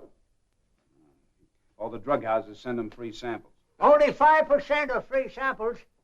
Besides, who's going to believe you're a doctor? You know, you look terrible. I feel terrible. Well, stop that. That's the way he hypnotized me into agreeing to do this thing in the first place. Don't move, friend. This is your lucky day. Yes, sir, come in a little closer. Now, this is your lucky day, sir, because I am going to give you absolutely free one large-sized bottle of Dr. Livermore's kidney remedy. Oh, now, don't thank me, sir. No, sir. After all, I always say, what's money compared to a happy kidney? Oh, if I can save you, sir, what's the rest of it? If I can save you, I will not have passed this way in vain. Oh, yeah, if I can save you, I would have not have passed this way in vain. That's good, Wyatt. It would be very funny if it weren't so tragic. I've written columns about the Daggets, Wyatt. They're real bad people. That's right. You tell him. If you must go, take a posse. Oh, no posse. What did those Indians ever do to justify your risking your life? Well, they tracked Bill and Ben Thompson in the bushwhacker country near Ellsworth, for them. They risked their lives. I can hire Indians to track anybody anywhere for $5. I ain't going to let you do it, Wyatt. Well, there's nothing you can do to stop me. Well, sir, I've been deputized as United States Marshal, and I have the authority to seize any supplies that I deem necessary for the performance of my duty. So you're going to beat me down with words again, huh? Well, look, why don't you just consider it as a loan? If I have to sell any of that stuff to make it look legitimate, well, you'll be getting all the proceeds.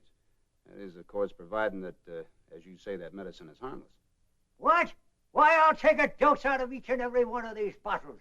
It's 90% grain alcohol. Get me a spoon. Never mind, I take your word for it. What's in the other 10%? It's calomel and quinine. It won't cure anybody, but it won't kill them either. Come on, let's get on with our loading. You want to help, Mr. Murdoch? Wouldn't dare say no. Be careful of the way you handle that one. It's full of laudanum. Full of what? Laudanum. It's a sleeping potion. Drop that and the whole county will go to sleep. Well, that's good to know. Hey, how do I distinguish it? You distinguish it by the white line on the outside of the box. And on the inside, the bottles are labeled Dr. Poster's Insomnia Remedy. Well, I can't leave that one behind. You ain't leaving anything behind.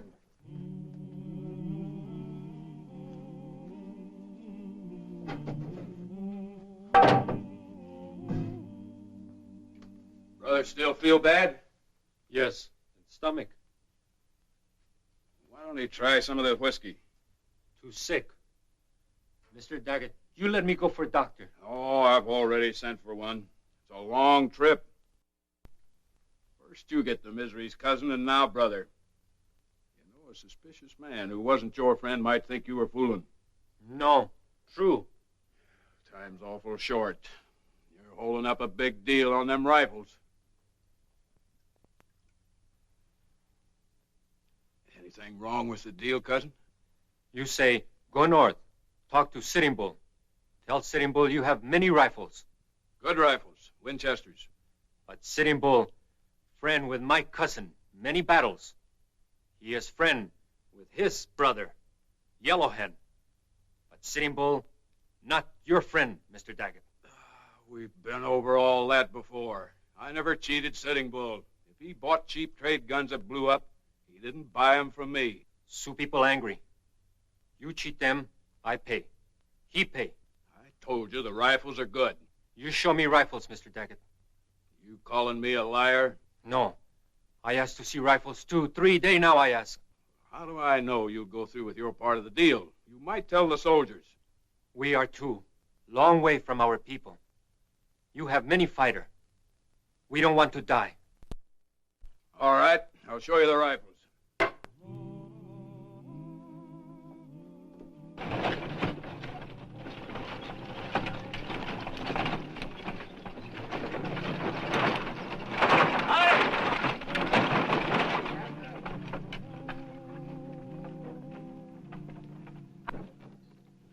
Howdy. Howdy. Ain't you Doc Sybil? Old friend, name's Dr. Turner, but I'd be very happy to help all of you. You carry Madam Porter's female tincture? Madam Porter's tincture? Yeah. No, I got the elixir, but not the tincture. Oh. Your wife in a dilapidated condition? No wife, Doc. Oh. Let me see the elixir. You want to see the elixir? Yeah. Yes, sir, friend. I got everything here you need. You got to open the boxes, though. I got to keep them clothes banging around there in the road a little bit. There. Sure. Let's see here.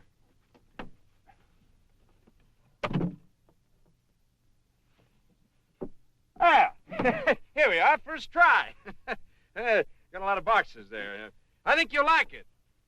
This is strong as a tincture? Oh, it's much more powerful. Yes, sir, friend. That's 90% pure grain alcohol. Well, give her a taste. It'll cost you 50 cents, Fred. In advance? Well, I'm not running a charity here. No, sir, friend. Well, it better be good. Yeah, thank you.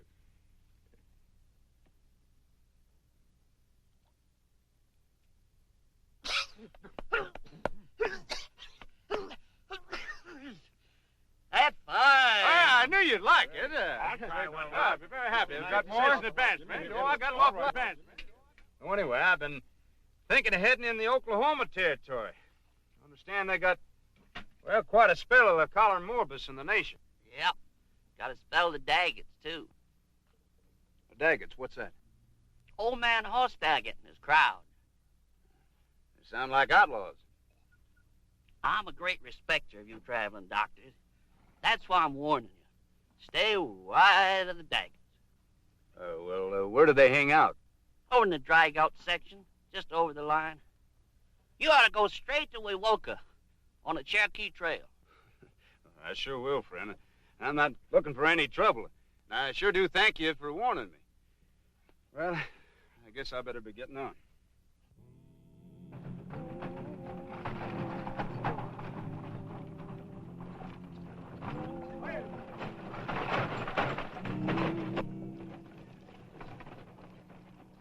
Stop him! Oh! Hold up! Who are you? I'm Dr. Turner. I'm selling medicines. Just a patent medicine peddler. So he says. Better take him in for Hoss to look at. That's a nice team of horses he's driving. Yeah. You better be what you claim to be, Doc. Old man Daggett don't like to be lied to. Come on, get him going.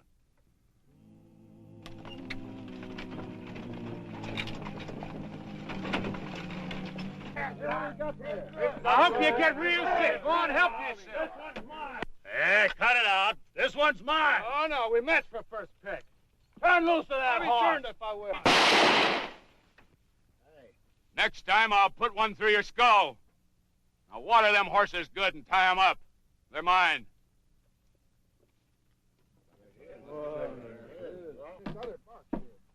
What do you call yourself? I'm Dr. Turner. Daggett's the name. Horse Daggett. Ain't you got no better sense than to drive that dry gulch after dark? No, I guess not. That is not bad stuff, Doc. Quit that! You might be drinking poison, you fools. Go on, clear out of here. We're not as bad as we're made out. Well, that's real nice to know. If you're a real doctor and you just strayed in here by mistake, you can have your team back. And I'll make the boys pay for the medicine they took. Sounds fair enough. Why, sure. I gotta be awful careful, Doc.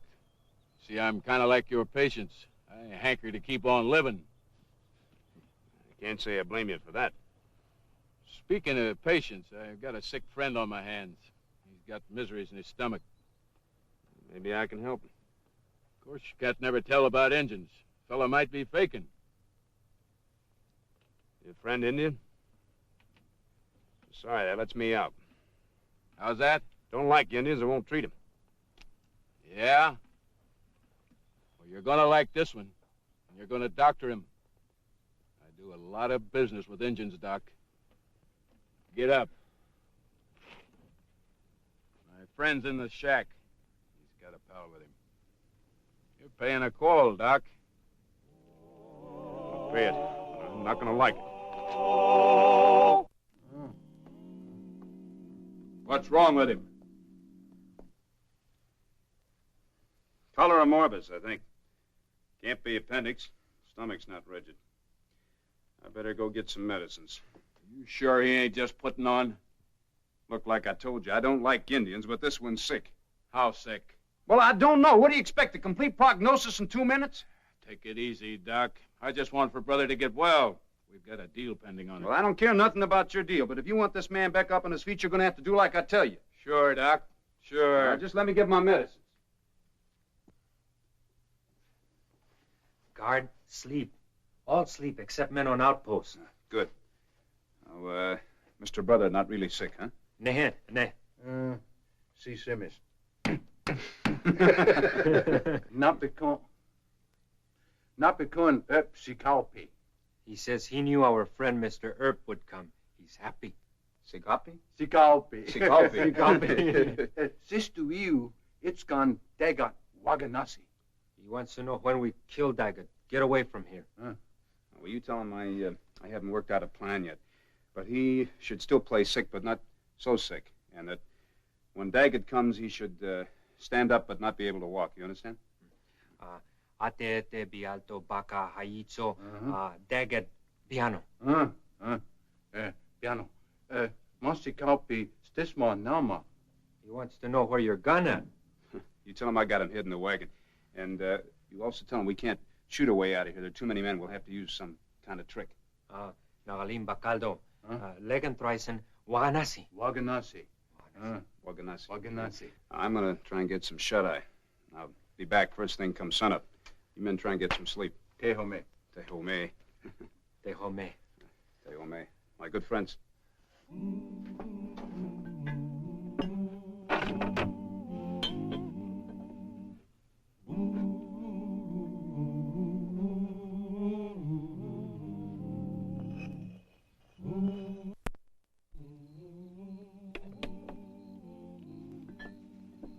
Hey, Doc. What you doing? None of your business. You must know I'm trying to find the right drug for your Indian friend. You men sure mess things up.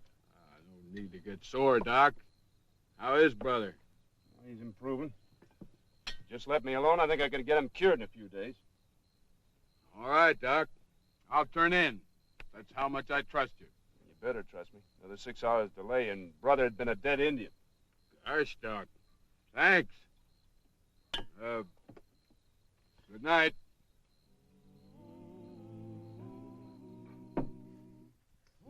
Doc in there? Yeah, he's in there.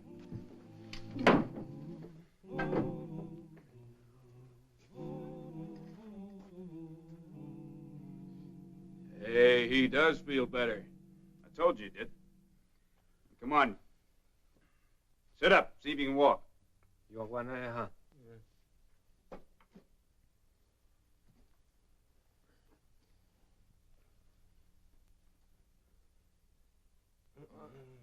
Awful weak. But we thank you for bringing good doctor. We make deal. Good. How soon will brother be able to ride a horse? Couple days. Not soon enough. Yanehe. But we could travel north in wagon with good doctor. You could, but you won't. Hey, that's a good idea. It's no idea at all. In the first place, I don't travel with Indians. In the second place, I'm heading south, not north. You're heading where I say, Doc. Brother and cousin have important business north. Ah, don't be stupid. I'm not going to go... Shut up, Doc. Might be a lot simpler if you fellas took that wagon without him. No. Mr. Brother too sick. May need doctor. We wait. Oh, no. We've wasted too much time already. Doc will go with you. I'll send a couple of boys along to make him behave. Good. We start. Giving you a break, Doc. Brother and cousin get to where they're going, you can have your team and wagon. If you act real nice, you'll still be alive. Thanks. All right, let's get brother in the wagon. No. All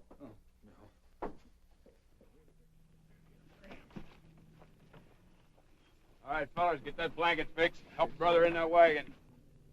Come on, brother. Up you go. Up. Jack, you'll ride inside. Ollie, ride your horse and outside guard. Cousin, you'll drive. Doc will ride up front with you. Go on, get in the wagon. Don't worry about Doc. If he gives you any trouble, Jack will give him a good pistol whipping. Doctor's smart man, Mr. Daggett. He knows this only way he stay alive. What's the matter with you? I just want a drink. Do you mind? It's 90% alcohol. Just one. That's enough. Get him out of here.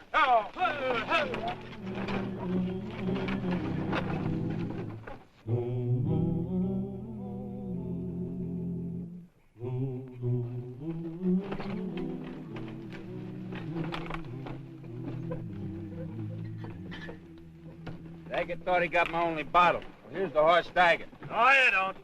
Give me that. Smells like good liquor.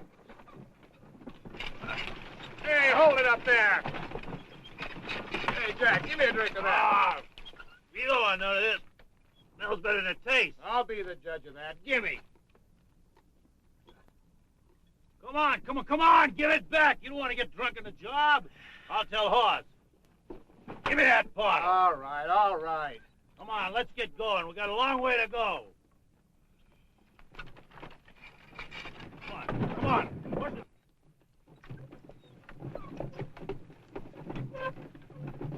That laudanum worked. He sleep nice. Slow down. I want to take care of Ollie.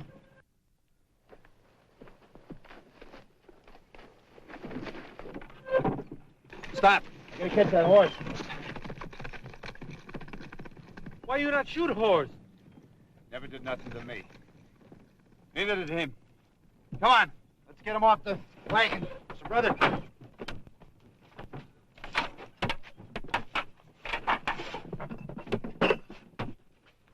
Take his gun, Matt. All right, get him going.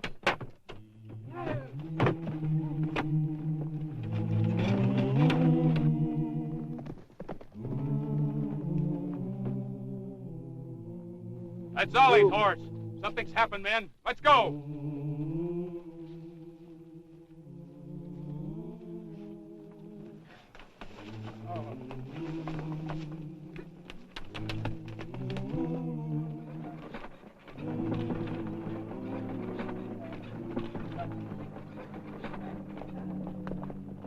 Come on.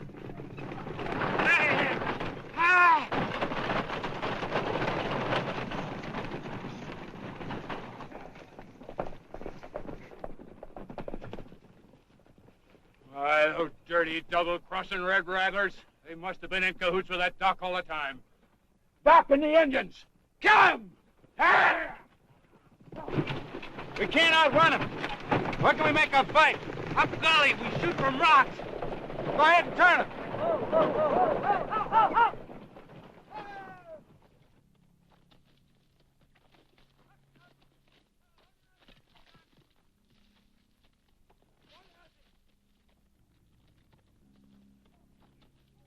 Get down.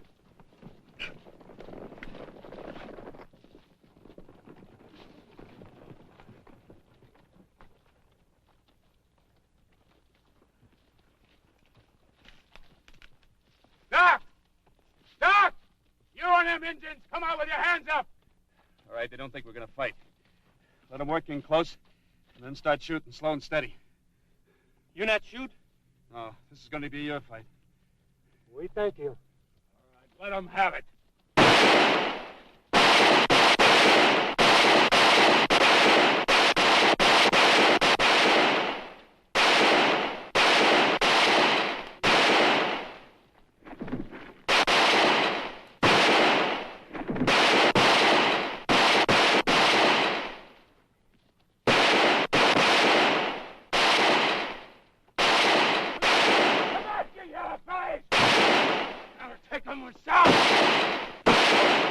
This one's mine. Bueno. Let his men carry him away.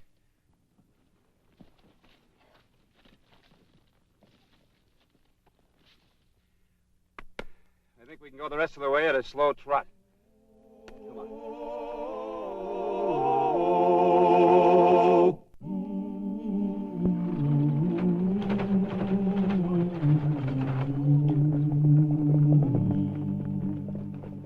Captain, brother, cousin, you all right?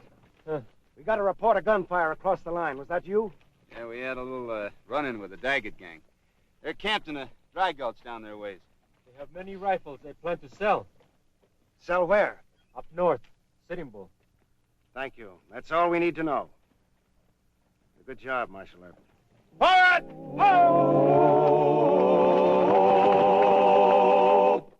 Well, he cleaned up the country, the old Wild West country. He made law and order prevail. and none can deny it. The legend of Wyatt forever will live on the trail. Oh, Wyatt Earp, Wyatt Earp, brave, courageous, and bold. Long live his fame, and long live his glory, and long may his story be told. Long may his story be told.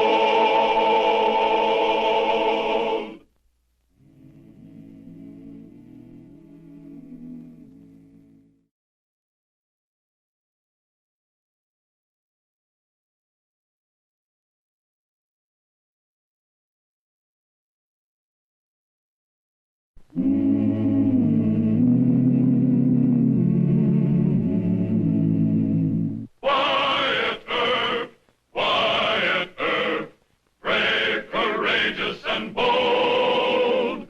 Long live his fame, and long live his glory, and long may his story be told.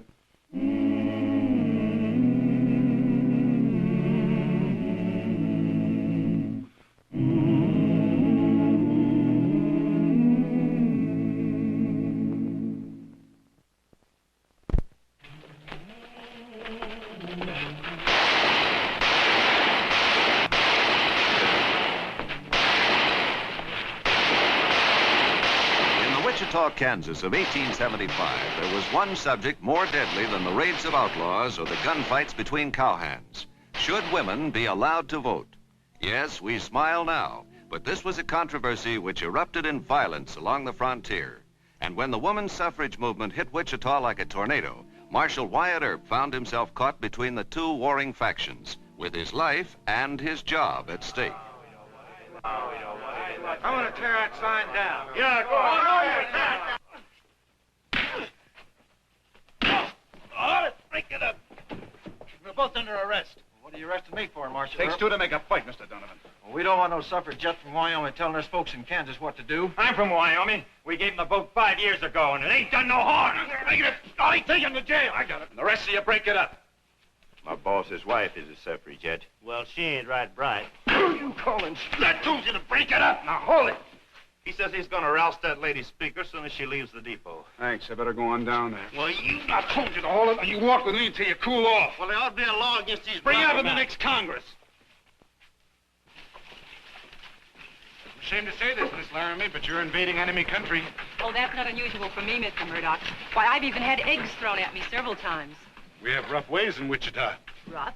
Why, you publish the best paper west of Kansas City. Thank you, ma'am. And that darling wife of yours. I know it was brave of her to invite me to speak, but there won't be any trouble, I'm sure. Well, this is my office, Miss Laramie. Sorry, Mr. Murdoch, it's as far as she goes. Jim, what is this? We're not gonna hurt Miss Laramie. Just make sure she gets back on the next train. You men must be drunk or crazy. Oh! All right, don't try anything. Get off your horses. Nice timing, Wyatt. That poor man, you killed him. No. He just groggy. This is Mr. Earp, our town marshal. In all the gunfights and melees he's had to go through, he's never once seriously hurt or killed a man. Ollie, you and Paul take him on over to jail. I better go on over to the hotel with you. Yes, I think you have. No. You take my things on over to the hotel, Mr. Murdoch. I'm going to the jail. Jail? Why, yes. I have to help those poor cowhands. And I want to talk to you, Mr. Earp. Oh? Miss Laramie is our guest, Wyatt. She has the freedom of the town. I'll bring Mrs. Murdoch over to the hotel later. Thank you. Jails don't shock me. And please don't offer me your arm.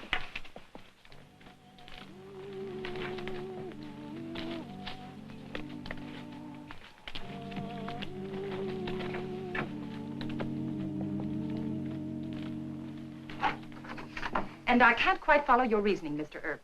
Those men are simply misguided. Why keep them in jail? Attempted abduction, wearing guns within the city limits. Well, won't you let me sign bond for them? That's up to the judge. Now, won't you please sit down? Look, Miss Laramie, woman suffrage is a political controversy. It's not my job to take sides. I'm hired to keep order. Oh, a wishy-washy neutral. No, I'm a peace officer. I stop fights and try to prevent cowhands from interfering with you. Now, as to this meeting of yours tonight. Yes? May start a riot. I think you ought to change the place of the meeting and hold it on the other side of town. Oh, that's nonsense. Wichita is a civilized town. Wyatt, there's a big free-for-all down at Keno Corner. You better hurry. Guns? No, just fist-fighting, Ollie says, but it could turn into a gunfight. Yeah. Well, as you say, Miss Laramie, Wichita is a civilized town. I'll see you later.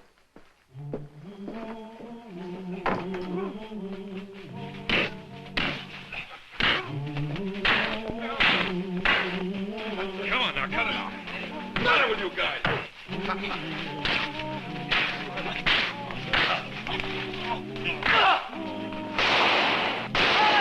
Break it up!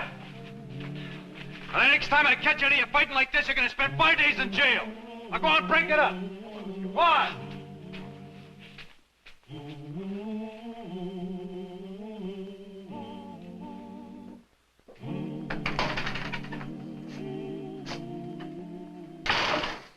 You favor votes for women?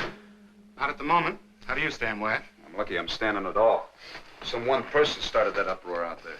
Yes, I think Senator Mike Teague has passed the word. Teague, when did he get back? Last night. I begged my wife not to hold that meeting downtown. Is the senator feeling that much against voting for women? If women had the vote in Kansas, Mike wouldn't last long as a politician. Crusty, middle-aged bachelor. Yeah, his boys could start a riot. Sure. I told Mrs. Murdoch.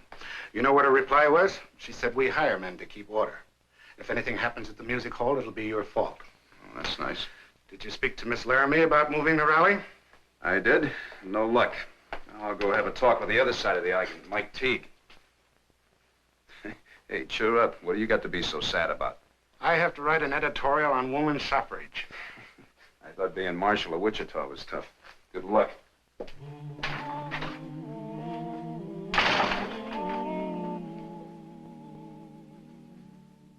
And I think I may honestly say, I have too much respect for the ladies. May heaven always bless them, to have their pure natures trapped in the pit of politics. Amen, Senator. You know, I read in the Kansas City Star that the strain of voting would be bad for their health. Now, what do you think of that, Senator? A very important point. Who'd want his mother, his sister, or his wife jostling among men for a place at the polls on election day? We put our women on a pedestal. Why, gentlemen, if we force them to vote, they'll be running for office next. Impossible, sir. No, sir, not impossible. And what would happen to the law with women on juries and women judges? Oh, and speaking of the law, here's my good friend Marshal Earp. Excuse me, gentlemen. Well, Wyatt, how are you? I'm in good health, Senator, but there seems to be an epidemic of broken heads around. Oh, you mean this suffragette business? A nasty bad thing. I'd kind of like to talk to you about it. Well, certainly. Shall we rest ourselves, Wyatt? Why don't we go in the back room? Of course. Good idea. Oh. Give all the boys a drink. On the Senator.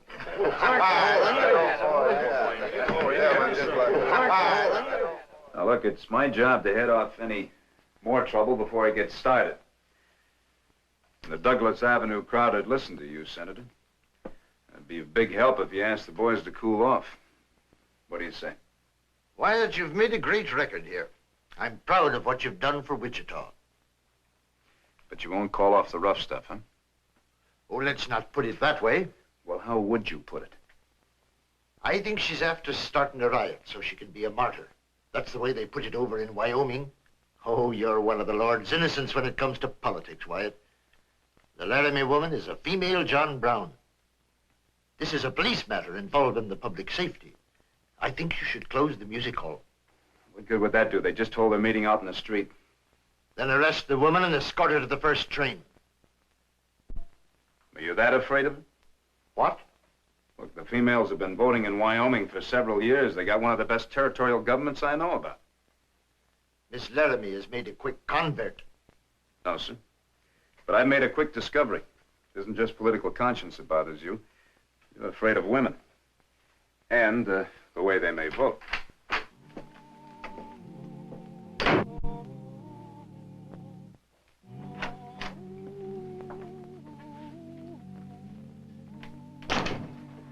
You've been waiting here all this time? Yes. Your men brought in a dozen more cowhands. Some of them have been brutally treated. Well, we didn't do it. They got bruised up fighting among themselves. Well, I must take your word for that. I don't suppose you'll release them without fines. It's up to the judge. Here's $500. Can I post this? If it comes tomorrow, you could let me know at the hotel. All right. You want me to let the newspaper know about it? It might help our cause. Mm-hmm. I just had a talk with Senator Teague. Oh, him. Well, you know the senator. By reputation. He's one of our worst enemies in Kansas. I also had a talk with Mr. Murdoch. We both think that you ought to hold tonight's meeting on the other side of town. No. All right, then maybe I can put on enough special deputies to protect you. I don't want police protection. That's for me to decide, not you. Oh, I found you out at last, Marshal Earp. You're against us. Wait a minute, Miss Laramie. All the women I know believe in equal rights. Indeed. But they realize it's going to be a long fight. Now, you think you had a real tussle in Wyoming. Well, the men outnumber the women 8-1 there. The politicians gave you that vote. Oh, no, we won it. Only because the men figured that your vote wouldn't amount to anything. Soon there'll be as many women as there are men in Kansas. It's a different deal here. If you don't stop behaving like a fool, you're going to set your cause back years and years. And how should I behave? Like a woman.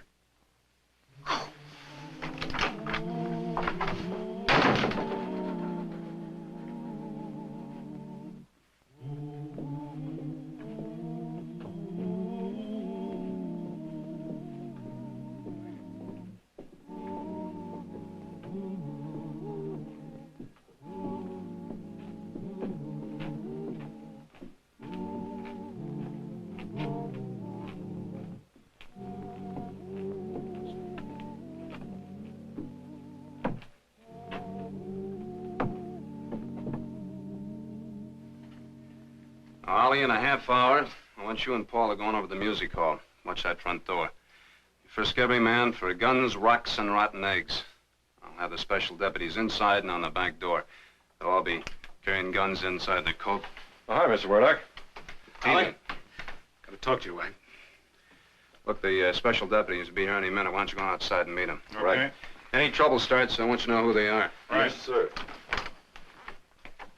You don't look too happy. What's wrong? That Laramie woman. She's talked the mayor into calling off your plans. What? They were ashamed to hand you this. I do all the dirty work.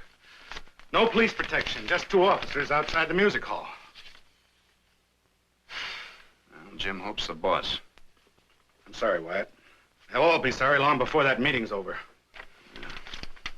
It'll be too late.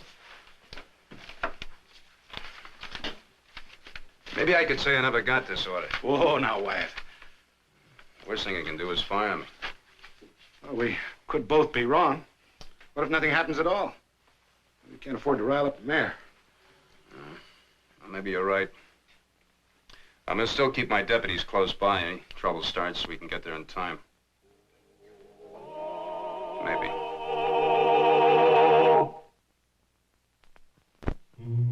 The next thing you know, they'll be going into saloons and buying liquor. Stay in there. Why don't you go? What's the matter with you? All I said was it'd be all right for Texas women to vote. And I say Alabama women can vote. They have as much sense as Texas women. Don't you say nothing about Texas women. That's right. All I got to say to you is... Oh, so... Get in there. Get in. Oh, no. Hey, just a little. Hold it, Red. Well, here, hold it yourself. Just a minute, Red. Hold it. Hold it. Why, you... Hold it. Save your strength for inside. All Now right. Go on in. All right. All right. Can't even have any fun. Senator? Just a little argument, Wyatt. No harm done. What was that remark I heard you make about saving strength for inside? You misunderstood me. What I said... My hearing's right good, Senator. I asked you to keep your crowd in order. You better do it. Are you threatening me? You can call it anything you want. But if there is any trouble, you're going to go to jail along with the rest of them. You're working awfully hard to lose a good job.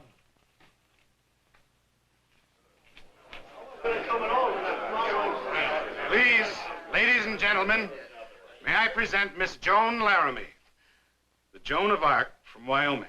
Miss Laramie. Please. I am not a monster. I haven't come here to put the people of Wichita in a dungeon. I have come to ask that you set free 1/2 of your own people who are now in chains.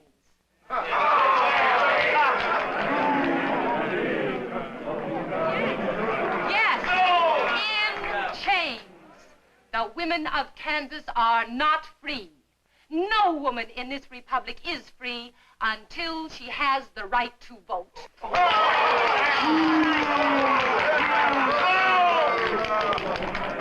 I repeat, no woman is free until she has the right to vote.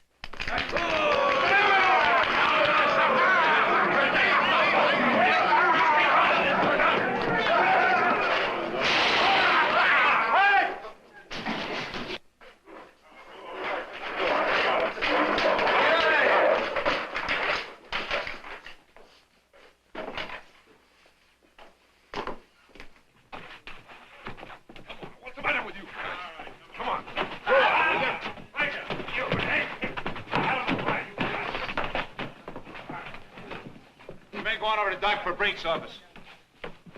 Right, there's a couple of men in there who need medical attention. I know it. I'll send some men over. Hold still, blast you. By rights, I ought to saw your leg off. Why, Doc? Which side you on? Neither one. I believe in taking the votes away from everybody until they prove they got the brains that the good Lord gave a goose. Huh? Stay outside. I got enough in here already. Bleeding pretty bad, Doc. Sit down and wait your turn. Why, Doc, you know me. Sit down and shut up. There's a man over here's got a slug in his chest. Up on the table, Sonny. Easy now. Oh, Senator Teague? Yes? Oh, it's Miss Laramie. Oh, please don't try to get up. I heard you've been injured. Is it very bad? Ah, the ministering angel. Let me see. Oh, doctor. Doctor. You wait your turn.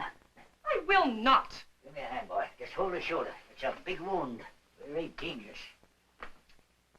Oh, doctor, this won't do. He needs some stitches.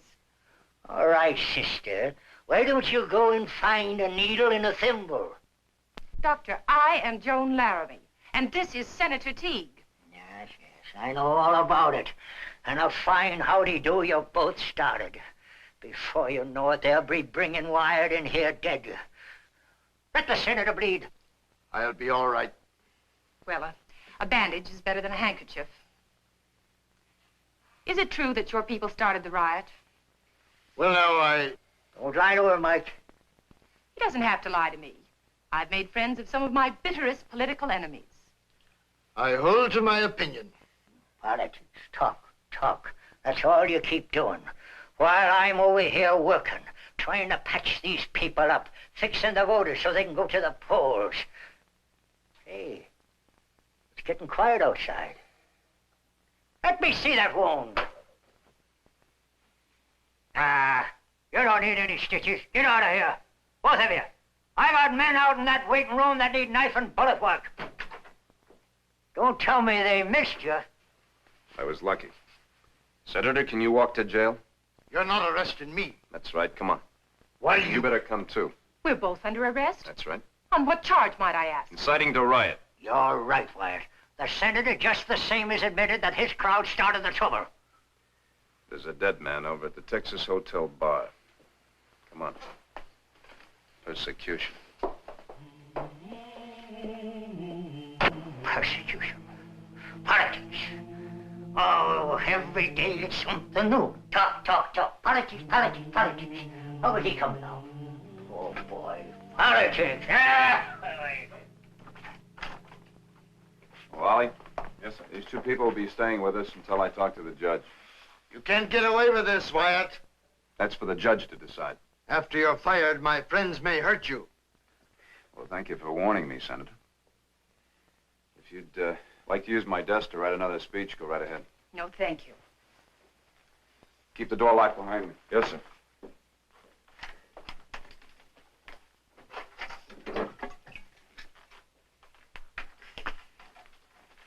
Like some water? Yes. Not in that. That fellow Earp deserves to be fired. He will be. But, Senator, you said your friends would hurt him. You didn't mean that. I can't control my friends. But the mayor will release us, and the judge will discharge Mr. Earp. Isn't that enough?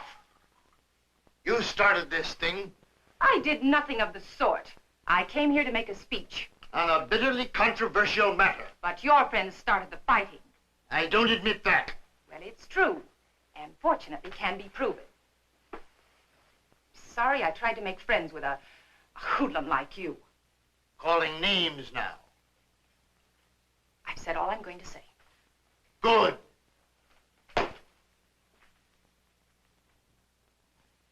This time you may have lost your temper and used bad judgment. I can't understand why you arrested Teague and Miss Laramie. You can't prove incitement to riot against either of them. That's what they did, Judge. I agree with Wyatt. Did Miss Laramie incite the audience to use force? No, sir. Have you any witnesses that will swear that Teague ordered his crowd to break up the meeting? No, sir. All right. Then you'd better release them at once and apologize. I'll apologize to Miss Laramie. That will not satisfy Teague. And he's a state senator from this district. I don't care who he is. Now, Wyatt. Look, there was a man killed tonight and a lot of others were hurt. Now, if you and the mayor want me to resign, all right, but he gets no apology. I advise you to reconsider. Wyatt, there's been enough trouble already. No, let's go all the way. I quit. Now, Wyatt, now wait a minute. Think this over. Mayor, we want to talk to you. Come on out here. Your friends? I know them. You heard me turn the senator loose. Wyatt isn't here. You men better go home.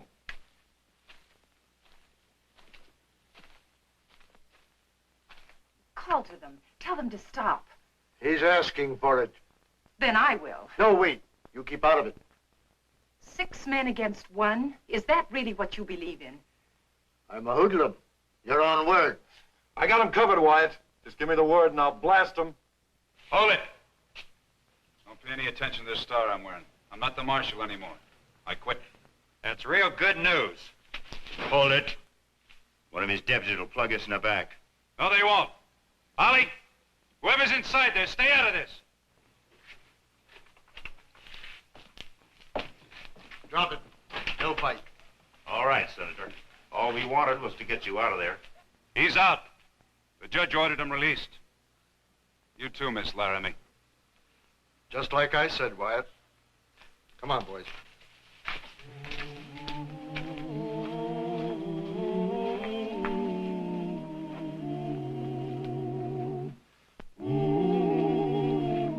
He saved your life. Maybe.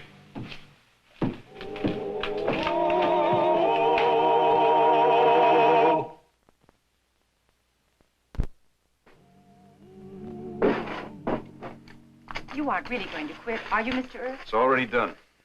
The judge asked me to apologize to you, so I apologize. Is that why you want to quit? No, I arrested Teague and the judge wouldn't back me up. But you were wrong, you know. I was wrong about the man being killed? Yes, the senator was trying to stop his men. I was wrong tonight, too. And just as stubborn about it as you are. Oh? I'm going to hold another meeting, but away from downtown. I'm sure Senator Teague won't object at all. Mr. Earp, you're a brave man and a good officer. Won't you change your mind and... Wyatt, there's trouble at Dr. Verbeek's office. Some of the cowhands that got hurt are threatening to start the fight all over again. Tell Doc I'll be right down. All right.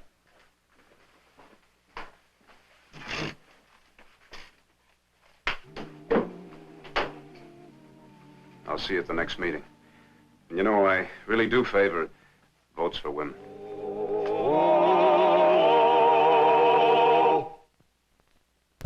Well, he cleaned up the country, the old Wild West country. He made law and order prevail.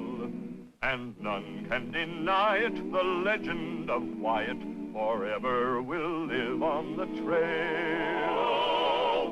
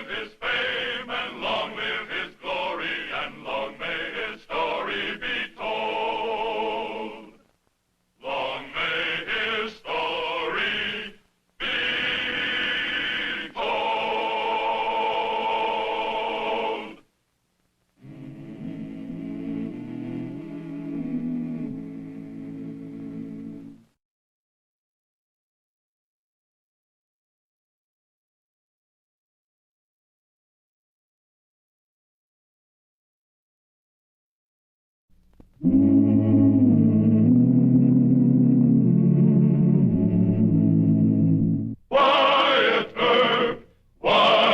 Earp, brave, courageous, and bold. Long live his fame, and long live his glory, and long may his story be told.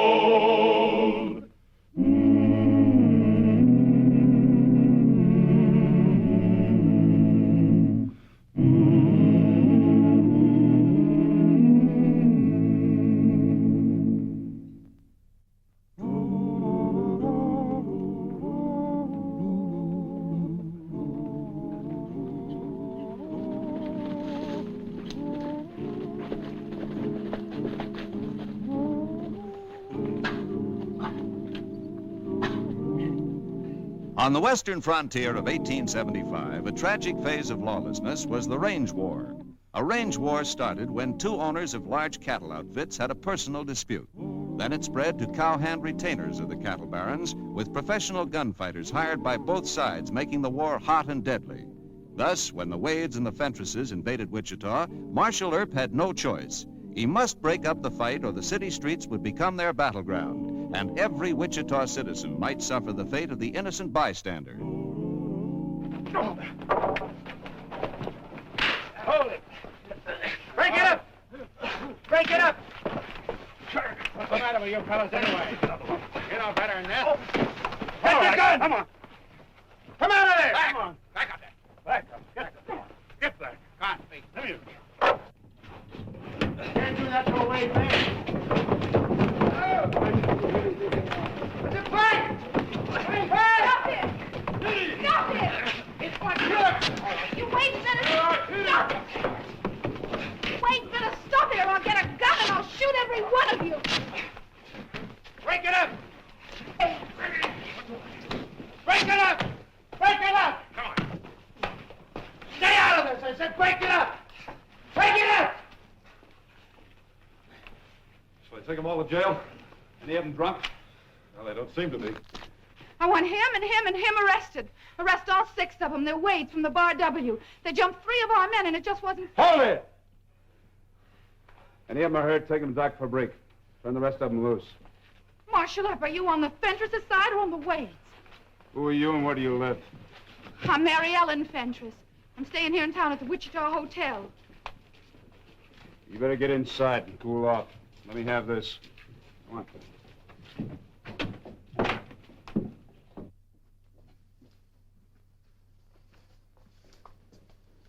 Now, you sit down and cool off.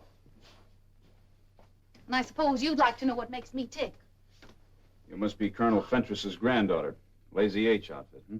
Yes, I am. And there's going to be one real sure enough fight when my grandfather gets to town. Oh? He's put up with old man Wade for years and years. Haven't you any sense of justice, Mr. Earp? Well, there are always two sides to every argument, Miss Fentress. Those Wades jump our range, they rustle our steers, they bribe the cattle agents so they can load first at the freight pens. Now they bought up all the rooms at the Texas house. Colonel Wade's coming into town, huh? Don't call him a colonel. He was only a brevet colonel and a plum coward. Well, I never argue with ladies. I'm sorry. I hope you'll forgive me for losing my temper. But it was 6 against 3, and well, my blood just about boiled. Yeah, I know. I bet you've lost your temper a few times. A few times, but, you know, it's one of the worst things a peace officer can do. Peace. Can't be any now. The Wades are loading guns. They've come into town for the finish fight. Wyatt, we're going to need some more men. The Wade boys just went into the Texas house and cleaned the gun rack. You see? Where are the Fentress men? Well, Doc Fabrique's patching them up.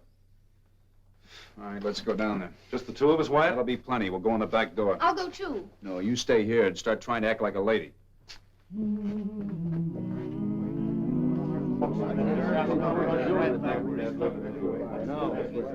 All right, put your hands on the bar. You put yours on the table. Come on, move. Get the guns, Ollie. I give you men a break on the streets. Now you're going to go to jail. That Fentress girl put you up to this, Earp? Same law goes for the Fentresses. I've had enough trouble from both outfits. Now go on, get moving. Come on, move.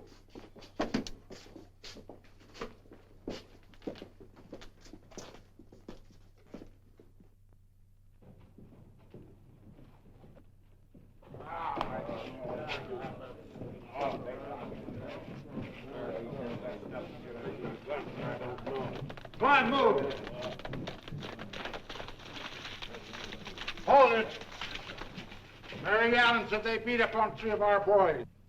Oh, you're Fentress men, huh? Well, climb down, both of you. Oh, sticking up for the Wades. Then climb down.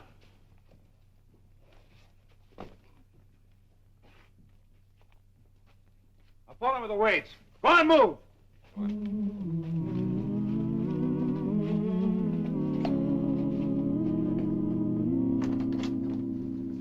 Marshal Earp, are you sure you haven't made some dreadful mistake? Mistake? Well, it was all right to arrest those Wade cowhands, but you arrested 2 of our men, too. Mr. Brodus here doesn't think it was quite legal. I'm John H. Brodus, attorney at law. Howdy. Miss Fentress, your men were arrested because they were drunk and wearing guns. They also told me that you incited them to get even with the Wades. Why, I never. All I did was tell them how the Wades beat up our boys. Now, all of this is a little irrelevant. Oh, it is, huh? Yes, it is.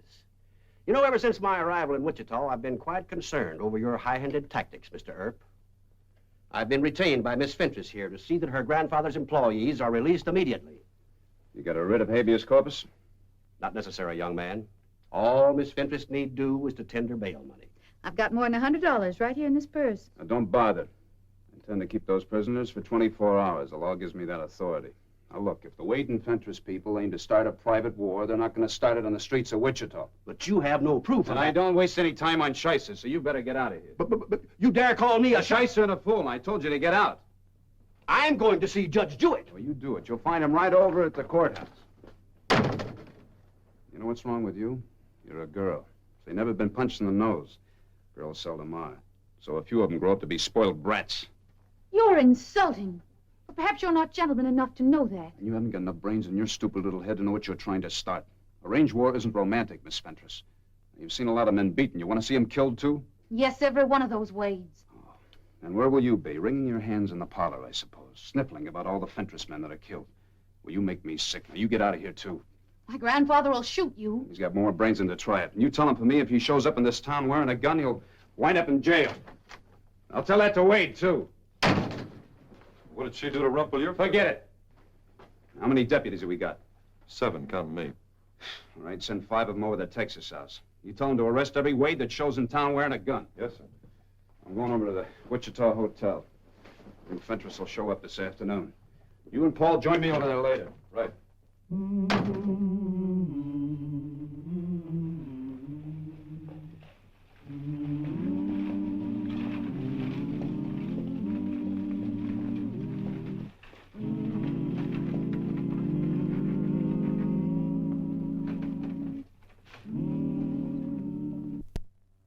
Oh, Grandfather, thank heaven you've come. You having trouble, Mary Ellen? With that Marshal Earp. He says we can't fight the Wades. 3 of our men got beat up. Then he arrested 2 more and took them to jail. And when I got a lawyer to try and get him out, why, he said just dreadful, insulting things to me. He did, huh? He treated me like a poor, trashy nobody. Then he took our lawyer and just shoved him out of his office. I reckon we'll drive straight to the calaboose, Curly. That Earp has needed a teaching for a good spell. Hold on, by Jove! You Colonel Fentress? Oh, I am, sir. Then you're under arrest, sir. Don't you dare try to You take stay me. out of this. She's been trying to start a free-for-all ever since this afternoon. And you think you can stop it? Well, if you and Colonel Wade haven't got enough sense to stop it yourself, then I'll have to do the job for you. The jail's right this way, sir. I won't be there long. No, you won't, Grandfather. Mr. Brodus is seeing the judge right now. And why don't you arrest Wade? I intend to, as soon as he shows in town. It's too bad I can't arrest you, too. Now, let's get going. Don't worry, honey. He'll pay for this.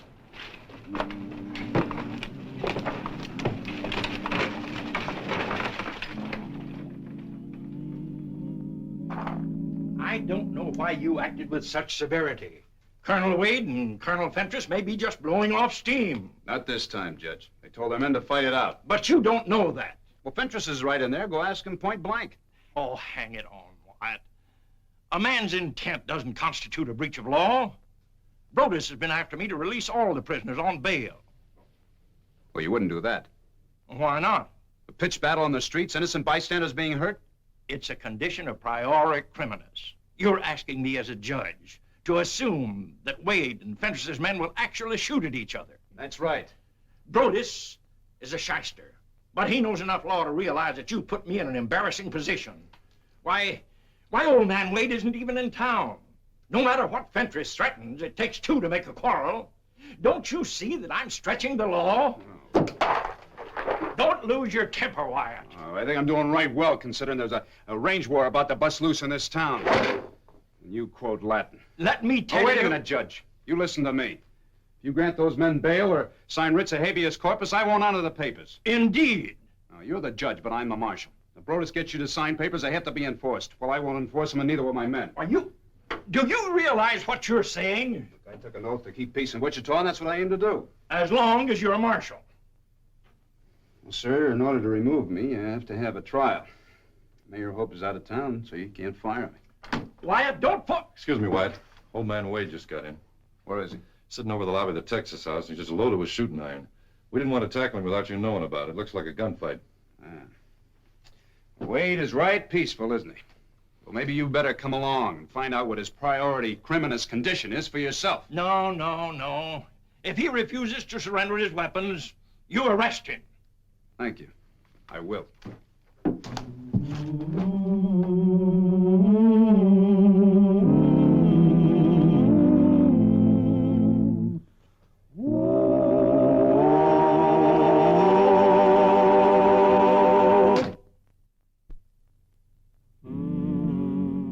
And another thing, Earp didn't throw Fentress and his boys in jail to stop a fight. He threw them in the calaboose to protect them from my boys. I hear he's sweet on Mary Ellen Fentress. What kind of a law is that? A short-horned marshal taking sides with Fentress. I ask you... Colonel? Now, don't get scared, son. Just keep your hands away from your guns. Marshal Earp says you'll either have to check those weapons or be arrested. Well, so that's what Earp says, eh? Yes, sir. Well, you just tell him to come here and try and arrest me. That's what I'm waiting for. What's the matter? Didn't you hear me? I said tell... I'm right here, Mr. Wade. Yeah, that's just what you do, Earp. Sneak up behind a man. I didn't want to have to kill you. A typical sneaky Earp trick. Come on, stand up. We'll take a little walk to jail. I'll have a lot of my boys here around sunup. How long do you think I'll stay in jail? Just as long as I want you. Now get your hat. Yeah, I heard about you.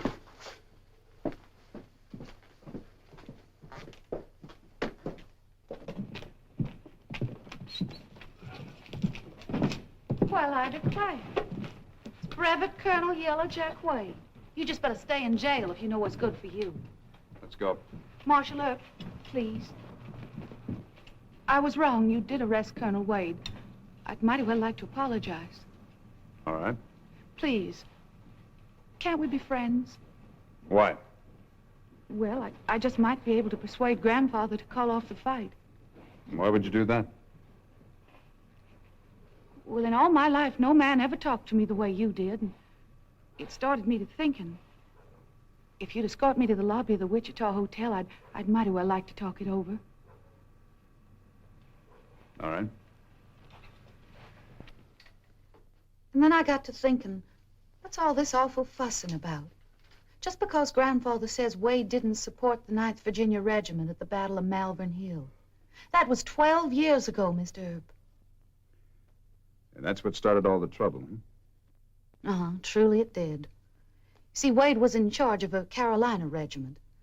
But he turned yellow and he ordered his wonderful men to turn back, exposing Grandfather's position. I know it was a terrible thing for Wade to do, but all the same, it just doesn't seem right that Grandfather should nurse revenge all these years, now does it? No. But what you said about me, that I'd weep crocodile tears in the parlor while our men and theirs were getting shot, what made me see myself as a mean, cruel person. Am I really that wicked, Mr. Earp? Well, I don't know any saints in Wichita, Miss Fentress. But you'd like me to prove I've changed by getting them to call off the fight. Your character's none of my business, but... Well, you might win a big star for your halo if you could put an end to this row. But I'll need your help. How? Well, just getting Grandfather to call off the war wouldn't settle it.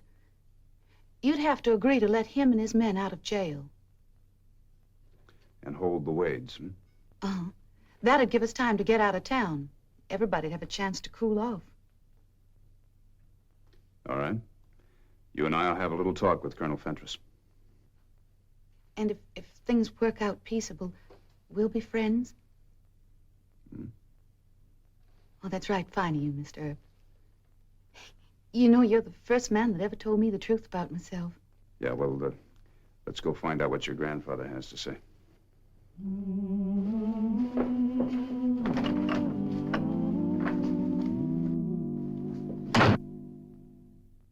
I'm sure Grandfather will listen to me. I hope so. Mary Ellen, what are you doing here? Grandfather, I've come to an agreement with Mr. Earp. He's going to turn us all loose if you promise to stop fighting the Wade. Oh, I thought so. Earp is a good-looking scamp, and he's turned your head. Grandfather, how can you say such a thing? Forget it, Miss Fentress. Colonel's determined to have a war. I make no deal with you, Earp. I don't have to. No?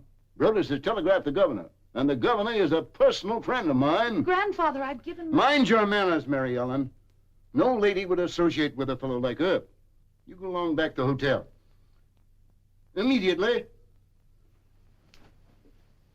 You and that small-town judge will soon be out of jobs. Paul? Send Colonel Wade in here. I'm going to make you the same offer I made to Fentress. I'll keep him and his men in jail here for a while and let your crowd go free, if you'll promise to get out of town. And make peace, I suppose. I don't care what you and Fentress do outside the city limits. But I'm not going to have any gunfire in the streets of Wichita. You're bluffing with a poor hand, Earp. A pair of deuces. Oh, I am, huh? Yes, you are. Of course, Fentress wired the governor and we'll be out of here by morning. And so will you, Sonny.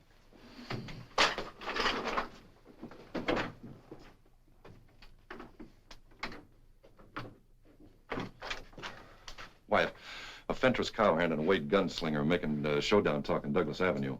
They've hid their guns, so we just can't arrest them. Let's go down and get it. What you been doing sitting around here talking? You wouldn't let them run us out of town? Come on, get out of the way. You've been doing enough talk. Why don't you draw?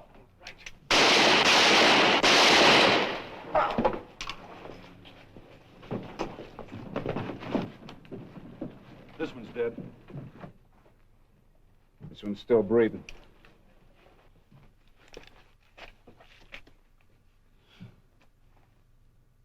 He's wearing Bar W spurs. First blood for Colonel Fentress. All right, you men, take him on over to Doc Fabrique's. Give him a hand.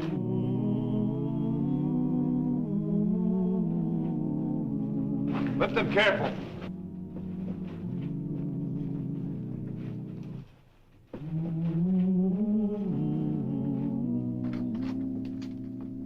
Oh, Wyatt, the jig's up. A writ of mandamus from the court in Topeka. We've got to release both Wade and Fentress outfits. According to what the court says. Now, Well, Wyatt... they said it, let them enforce it. I'll be impeached, and you'll be fired. Look, there's one man dead and another man so badly wounded he'll be crippled for life. And do you know why? Because 12 years ago, Fentress accused Wade of being cowardly at the Battle of Melvern Hill. Ollie, bring Fentress and Wade in here. Judge, I'm going to say something to them that you won't want to hear. Will you leave us alone? But you don't understand. A writ of mandamus... Judge, please. Good night, Wyatt. Good night, sir.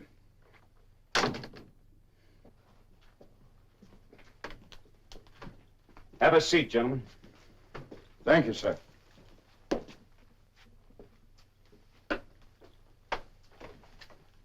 Colonel Wade, one of your men was just killed in a gunfight down at the Texas house. Oh, that's too bad. Yeah. Colonel Fentress, your man was shot up so badly he'll be crippled for life. I'm sorry to hear that. No, neither one of you cares a hoot. They're both just nobodies in your own private little war. All right, gentlemen. Come morning, you'll have your own little private war and your own little private battlefield. Battlefield? What do you mean? I mean that you and Colonel Fentress are going to fight the next battle all by yourselves. These are your guns. You suggesting a duel, sir? I don't care what you call it. But tomorrow morning, my men and I are going to take you to Denby's horse barn. There's nice thick walls so that no innocent bystander can get hurt. This is your fight, isn't it? Yes, of course. Well, then I assume you have no objection to fighting it out personally. Or would you rather have it fought by boys who never even saw Malvern Hill? No. I'm ready. So am I. Good. I just hope you're both as brave as your hired hands. Oh, and don't worry. If either of you is killed, your great attorney, Mr. Brodus, can appeal it to the Supreme Court. Have a good night's rest, gentlemen. Good night.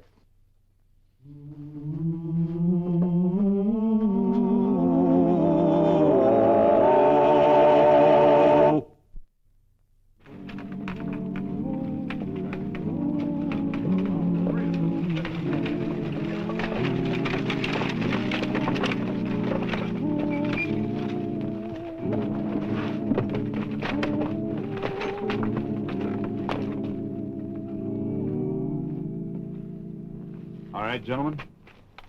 Here are your guns. There are 3 bullets in each. Check the cylinders. Now, Ollie will open the door. You walk in side by side. Then you'll make your own arrangements as to when to start the fight and the distance between you. You understand? Any time, gentlemen.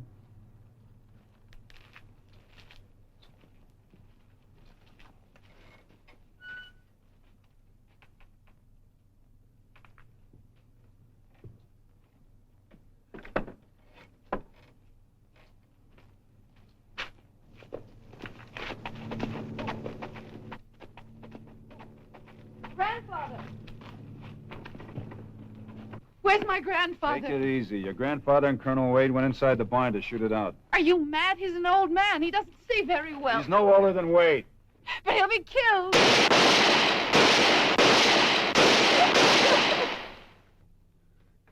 It's 6, Ollie. Open the door.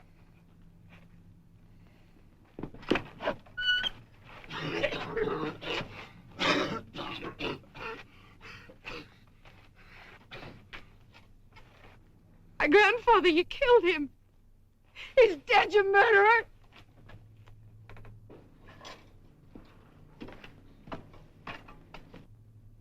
Grandfather! Grandfather, thank heaven. I'm all right, honey. Wretched bad shooting. Take him to Doc for Breeks. I hate you. Oh, there, Mary Ellen. The war's over. Jack and I decided we've had enough. Come on, Jack.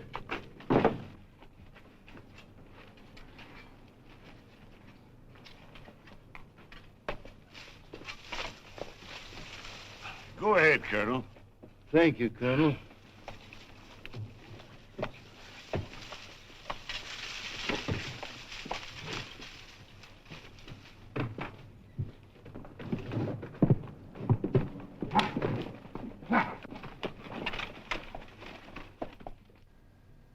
I'm sorry. I lost my temper. I lost my temper, too, but I'm not sorry. Just for once, the old fools who started a range war had to fight it out themselves. Please. Can't we be friends, Mr. The war's over for you, too, huh? You know, the courts are not going to like any of this. Would it be all right if I sort of fell in love with you? Nope. I'm under a writ of mandamus. A writ of... What's that? Well, that means I can't get married for years and years.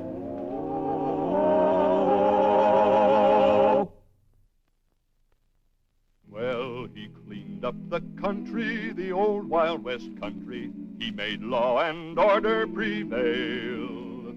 And none can deny it, the legend of Wyatt forever will live on the trail. Oh, Wyatt Earp, Wyatt Earp, brave, courageous, and bold.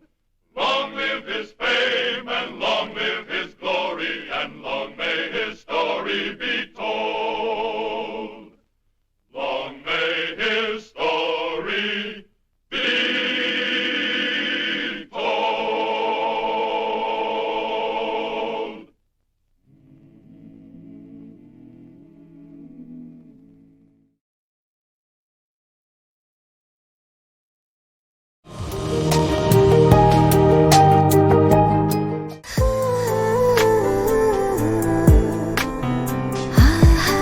আপনি কিন্তু দেখতে যথেষ্ট সুন্দরী একজন মানুষ,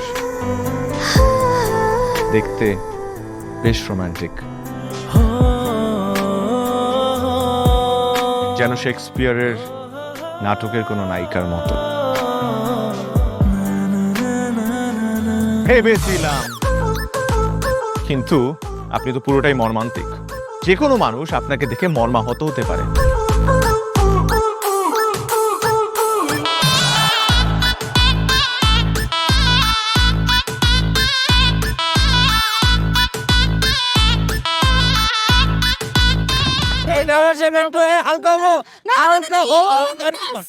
এইখানে গাড়ি থামা। আমার হালকা হতে 1 মাস সময় লেগেছে। আপনার 1 মাস সময় লাগে? আমার হালকা হতে তো 1 মিনিট লাগে।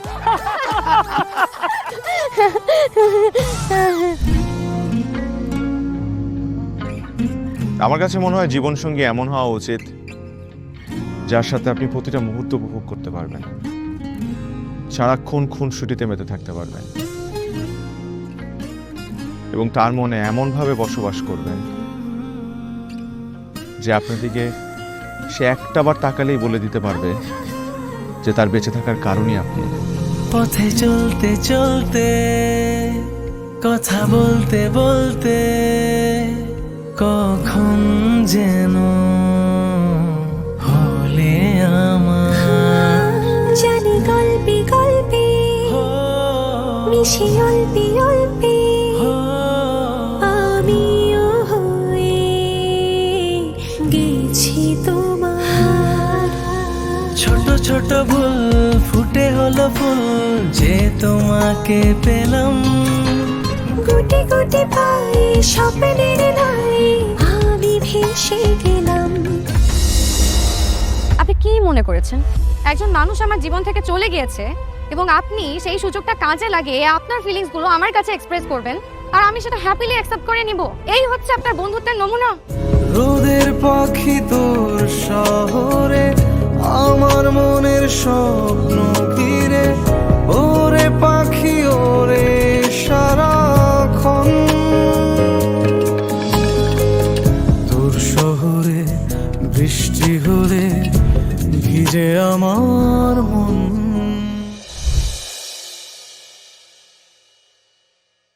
Này, sao thế nhỉ? Sao thế ít ít nhỉ? Nổ boom.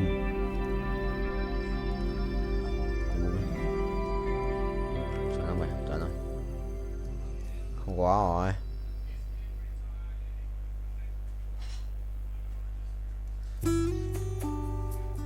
Rồi, cút. Xong, cút. Meo meo meo meo meo meo meo. Cái gì đấy? Lò đắc bù bù làm mau vậy? Chuẩn không vậy. Thầy lái nha, thầy lái tốc độ cao xem con lái không? Từ từ, mày ấy hả? Xít được. So ride a car in high speed đấy.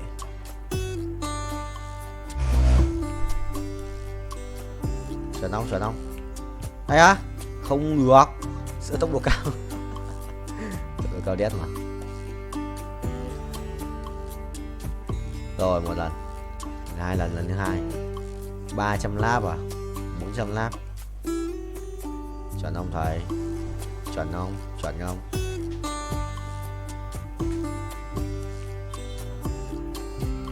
Chuẩn không? Chuẩn không? Ui ui, tốc độ cao đấy. 378 lap chứ 400.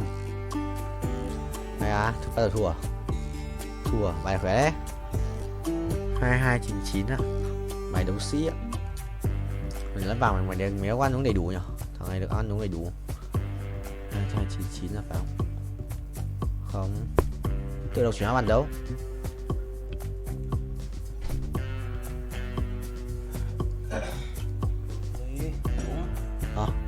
Đúng đi em. Đúng.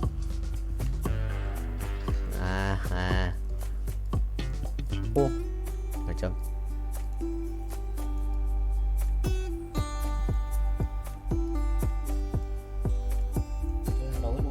Này full rồi. Không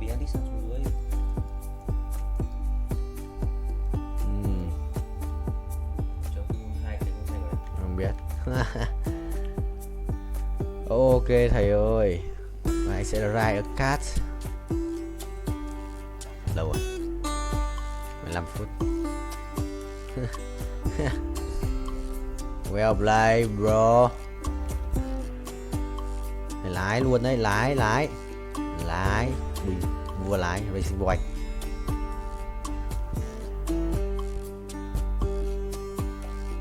Nhốt luôn, chết không? Ngồi đi. Đéo đi à? Vào nó kèm rất siêu linh. Đéo đủ hoa lan là chết. Được không? Cũng là khỏe rồi ra. Đánh bài gì với cả Nautilus 2.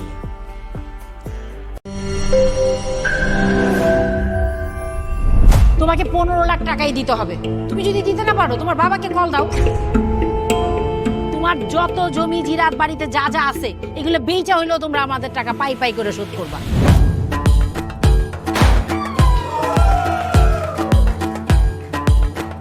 একটা ব্যাপার কি খেয়াল করছো? শহরে কিন্তু দুইটা রূপ, রাতের এক রূপ, দিনের আর এক। বেঁধেছি ঘর হৃদয়ের পর, গাঢ় সবুজ ওই গহীন বনে। আরে ব্রো, সবসময় চিল থাকতে হবে, কিচ্ছু মাথায় নেওয়া যাবে না। ভালোবাসা হচ্ছে একজন আরেকজনের উপর ভরসা করে, একজন আরেকজনের হাতের উপর হাত রেখে এই জীবনটা কাটিয়ে দেয়।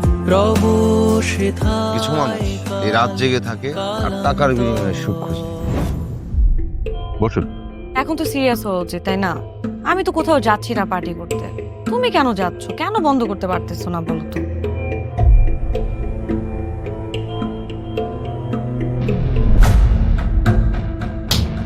কার যে কোথায় সুখ সেটা তার প্রিয় মানুষটাও কখনো জানতে পারে। পাশাপাশি তবু যাচ্ছি বিপরীতে, কাছাকাছি তবু যাচ্ছি বহু দূরে। Hi, you look good. Thank you.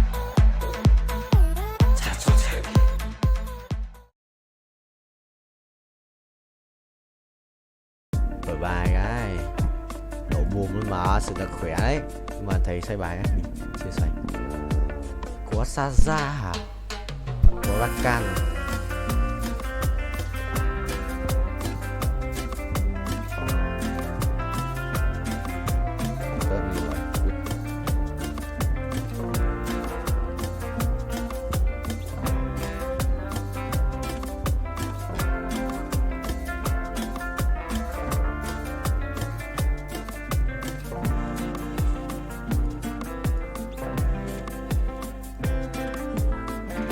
Vậy át này binh xong là át luôn mà sao có xin ra ấy, nhưng mà anh đéo dùng rồi.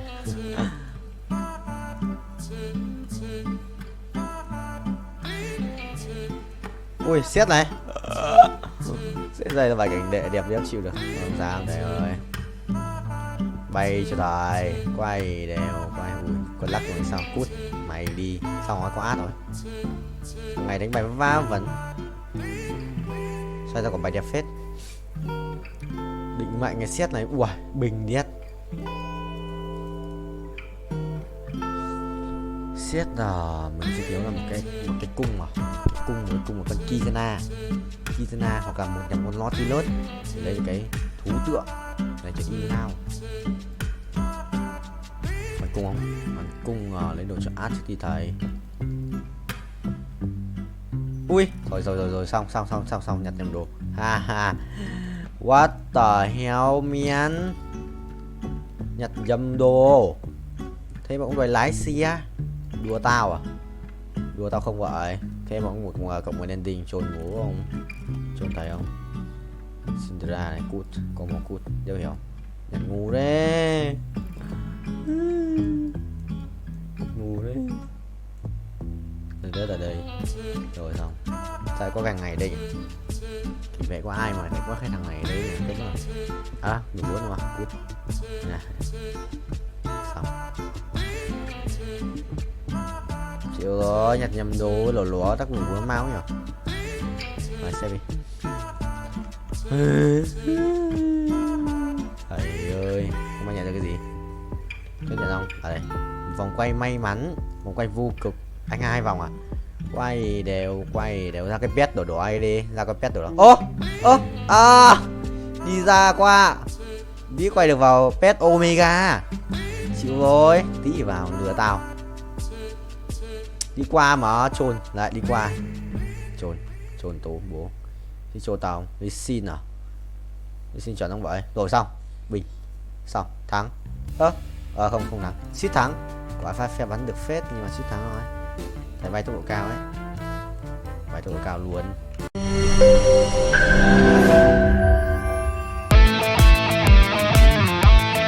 দরকার পড়লে একটা রিকশাওয়ালাকে বিয়ে করবো, তারপর তোকে বিয়ে করতে তুমি যদি মরে যাও আমি তোমাকেই বিয়ে করব। দেখো দেখো বিয়ে এত সোজা না। 5টা কন্ডিশন। কয়টা? 5টা। আমি সিআইডি সাফায়েত রমরাজন। স্যার এটা তো ভোটার আইডি কার্ড স্যার। বাড়িতেই করবেন নাকি হোটেলে? না আপনি যেমনটা ভাবছেন বিষয়টা তা না। হ্যাঁ আপনি তো করবেন। তোমাকে দিয়ে হবে না, আমি জানতাম। শুধু শুধু সময় নষ্ট করো না। ভাই আপনি তো অনন্ত জলিল না যে অসম্ভবকে সম্ভব করে আপনার কাজ। জিমি কি হচ্ছে? আচ্ছা আঙ্গের একদম বইরা দিমু। যাচ্ছে সব বাইট কর। শর্ত দিয়ে বিয়ে শর্ত দিয়ে বিয়ে। ভাই যে বয়সে মানুষ গার্লফ্রেন্ডের কামড় খায় সে বয়সে আপনি কুত্তার কামড় খেয়ে হাসপাতালে ভর্তি হয়েছেন।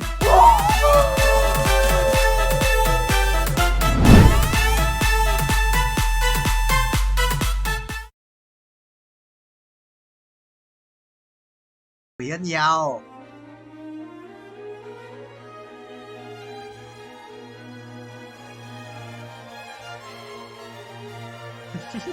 Bố của con.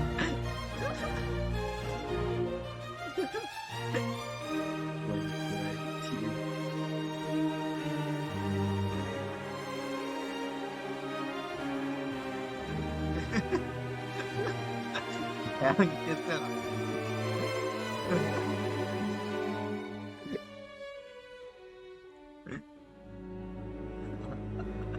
Dịch cơ mà tao quay về phòng.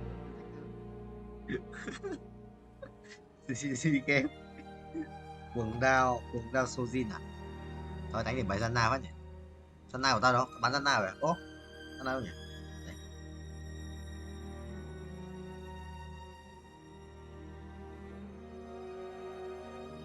Quên.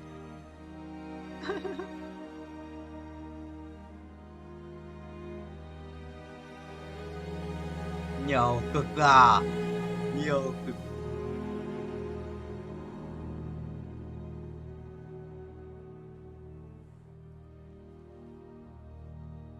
Được ăn bao lâu? Thế à? Gà gì? Gà đi á? Gà đi ở qua. Ai à?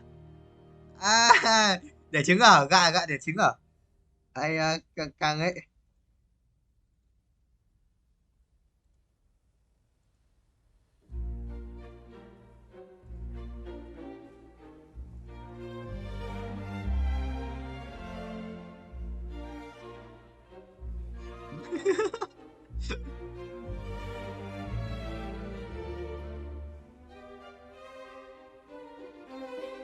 Mắm dọc. Ôi bố.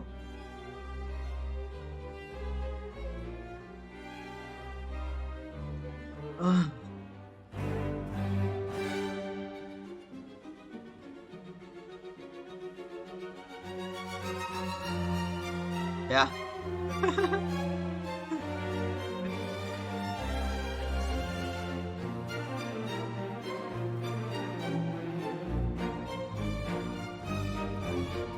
Hết độ xa rồi, giờ hết độ xa rồi. Giờ không khác rồi, không khác.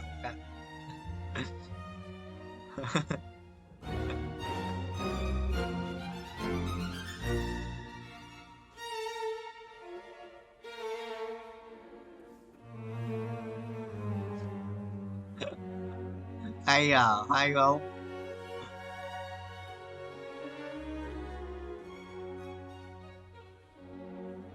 Hắc Quy Trâm Anh.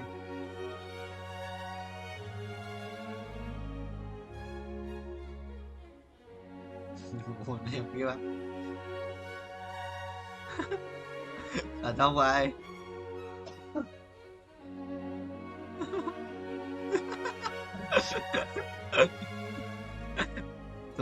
thua.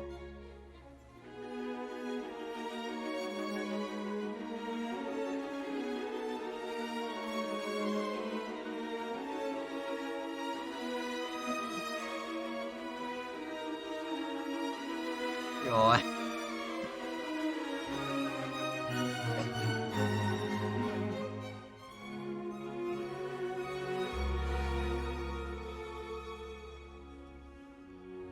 Phải. Ý lợn nhỉ?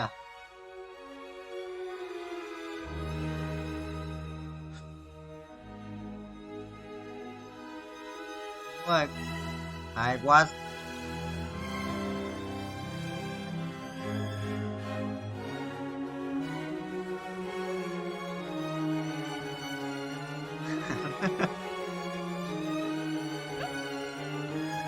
Bài kia nào không chết để cứu sức mày không?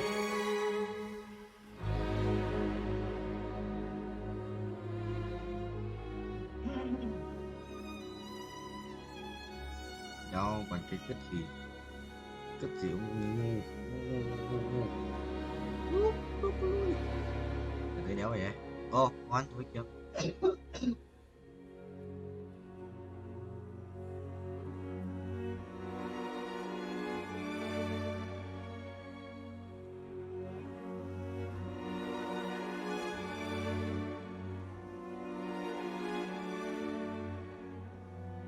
Chim lui vì ta thiệt 1 tỷ vàng cái thằng Phan 1 tỷ vàng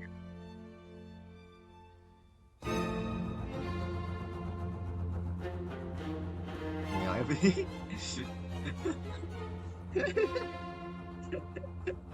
Anh của em đi à.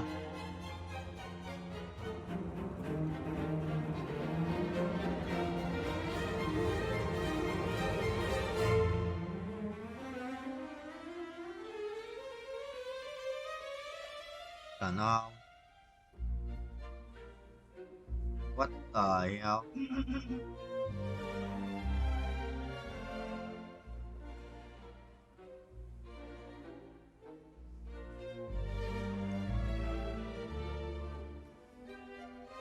Thằng mày nói gì với tao ấy? Chào đơn trà. Hào thì xấu đâu à? Thích xấu không? Thích xấu không?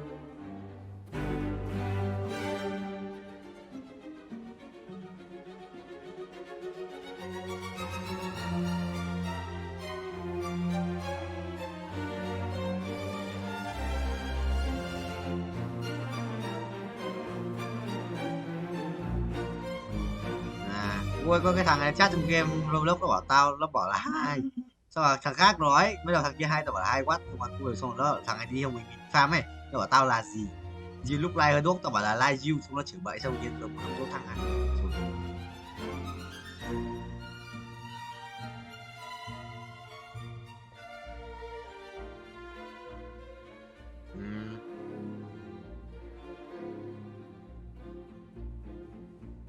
Mà con Huyền thi Huyền học mấy cái quốc tế mà broccoli ơi. Mấy cái quốc tế mà.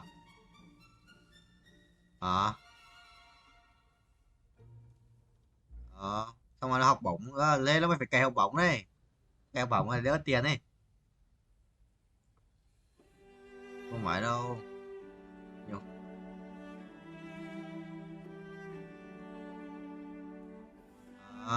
Không phải em ơi, cũng có nhiều chuyện đấy. Thôi kệ Hoàng Dũng đi. Coi có tập đoàn đúng không? Anh thực sự là nhà sử dụng Huyền cũng nhiều chuyện, một chút nhiều vấn đề đấy. Anh biết mà, anh biết nhiều hơn Cường ấy. Không em ơi. Mai anh kể, thôi bao giờ sang em anh kể nhá. Bye bye broccoli. Chín mà chuyện này tao đánh tao không được biết đâu.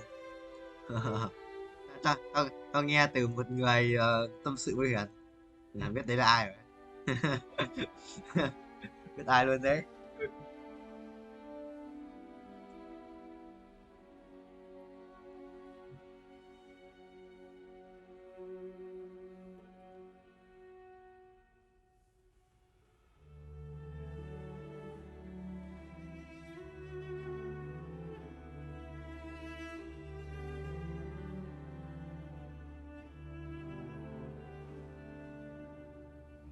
Ôi hỏng thuận đấy. Mọi người, No Condom sẽ đi ấy, từ GG 10 vợ tỷ quân.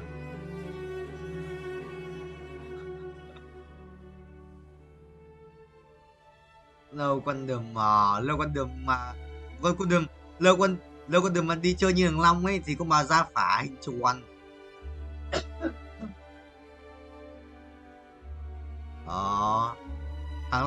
Thằng Long tí thì chơi em họ. Không biết lấy là em họ, thấy họ giống nhau, xong rồi về mới check lại, xong rồi biết là em họ. Chua nhớ chịu được. Bạn cơm nữa, bạn đại học cơm hả?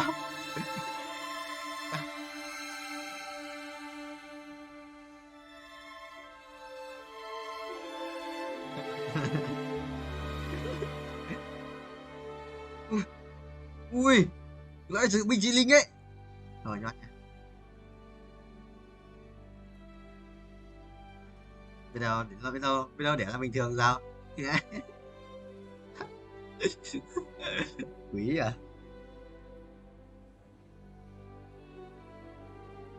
Đây, trên đọc cho em dấu hiệu của bệnh bạch hầu nhé. 1.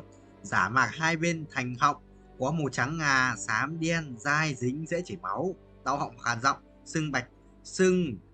sưng hạch bạch, huyết ở cổ, khó thở hoặc thở thanh, chảy nước mũi, sốt và ớn lạnh.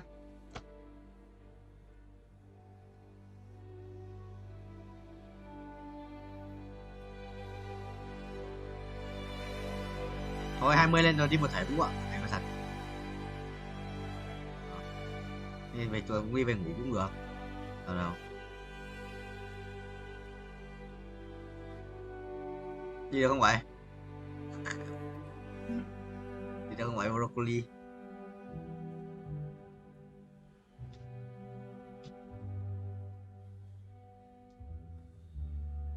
Nanh à? Nanh nó cũng nào?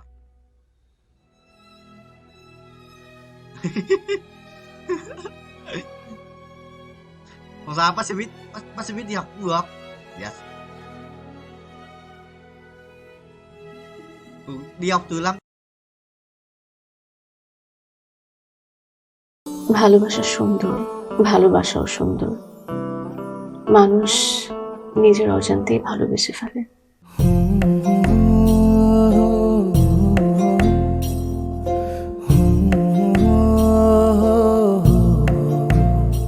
আমারও মনে হয় কি জানেন, আপনার মতো জানাশোনা কাউকে না আমার বিয়ে করা উচিত। এটা কি উপলক্ষে? ম্যাডাম, ফুলটা গ্রহণ করুন, তারপরে বলতেছি। ভোটার আইডি কার্ডে যার স্বাক্ষরের জায়গায় টিপসই দেয়, এখানে কেউ ডাক্তার। এই দুইজনের মধ্যে যে আগে ম্যাডামের মন জয় করতে পারবে, ম্যাডাম তার। একদিন না দেখলে তোমায় বন্ধু আন্ধার লাগে সব, তোমার এই প্রেমে এমনই টান। রোগীদের তো ডক্টরের কাছে আসলে ব্যথা কমে যায়, আপনি তো উল্টো হলো কেন? আপনি কি একটু উল্টা? তোমায় ছাড়িয়া যাব মরিয়া, তোমায় ছাড়িয়া যাব মরিয়া, যেও না বন্ধু আমার, ভুলিয়া। আমার মনে হয় আমার সমস্যা কপালে। ম্যাডাম, আমার কপালে নেই, আমার কপালে আছে দাগ।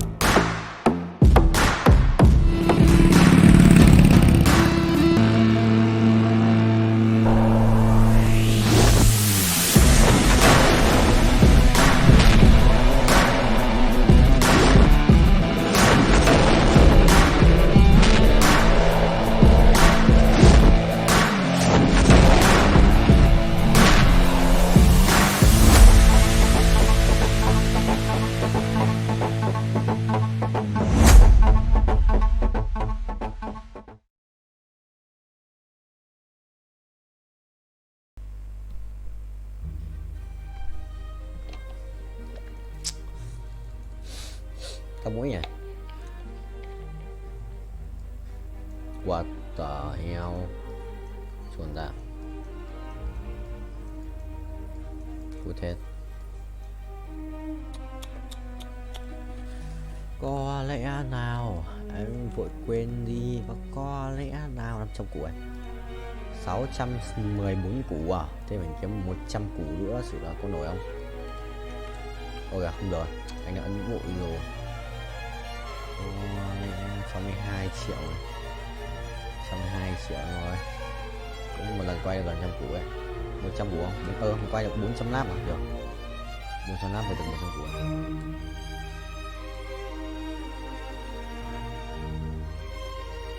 Lớp mình vào. Vương miện định mệnh. Rồi xong, biết đánh mày gì rồi? Đánh mày gì rồi, biết đánh mày gì rồi? Tôi nhặt bài này.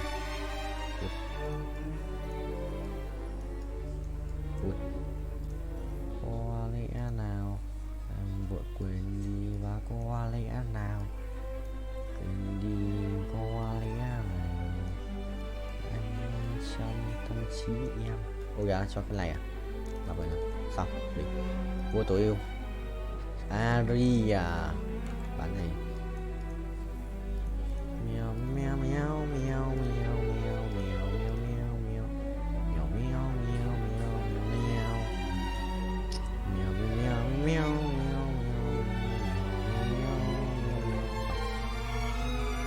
này mà phải đét xong đẹp 598 củ chưa đủ, chưa phải là tất cả. Mấy thằng ấy ra quát lipet ở cái map 2 này sự có đéo gì trốn. Cái pet này yếu như lợn.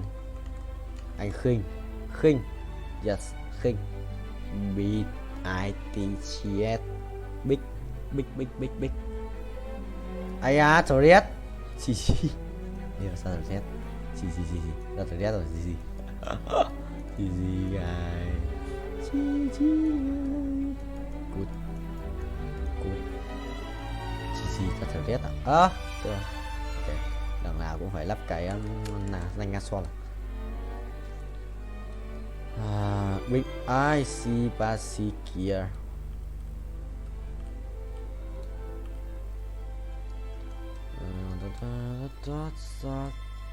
ủa sơn bố Hiếu béo đang playing Space War. Cái gì vậy? Ui ôi, nháy phát 2 lần. Chuẩn không? Chuẩn không vậy chấm? Chuẩn đét cho thôi. Chuẩn và đét.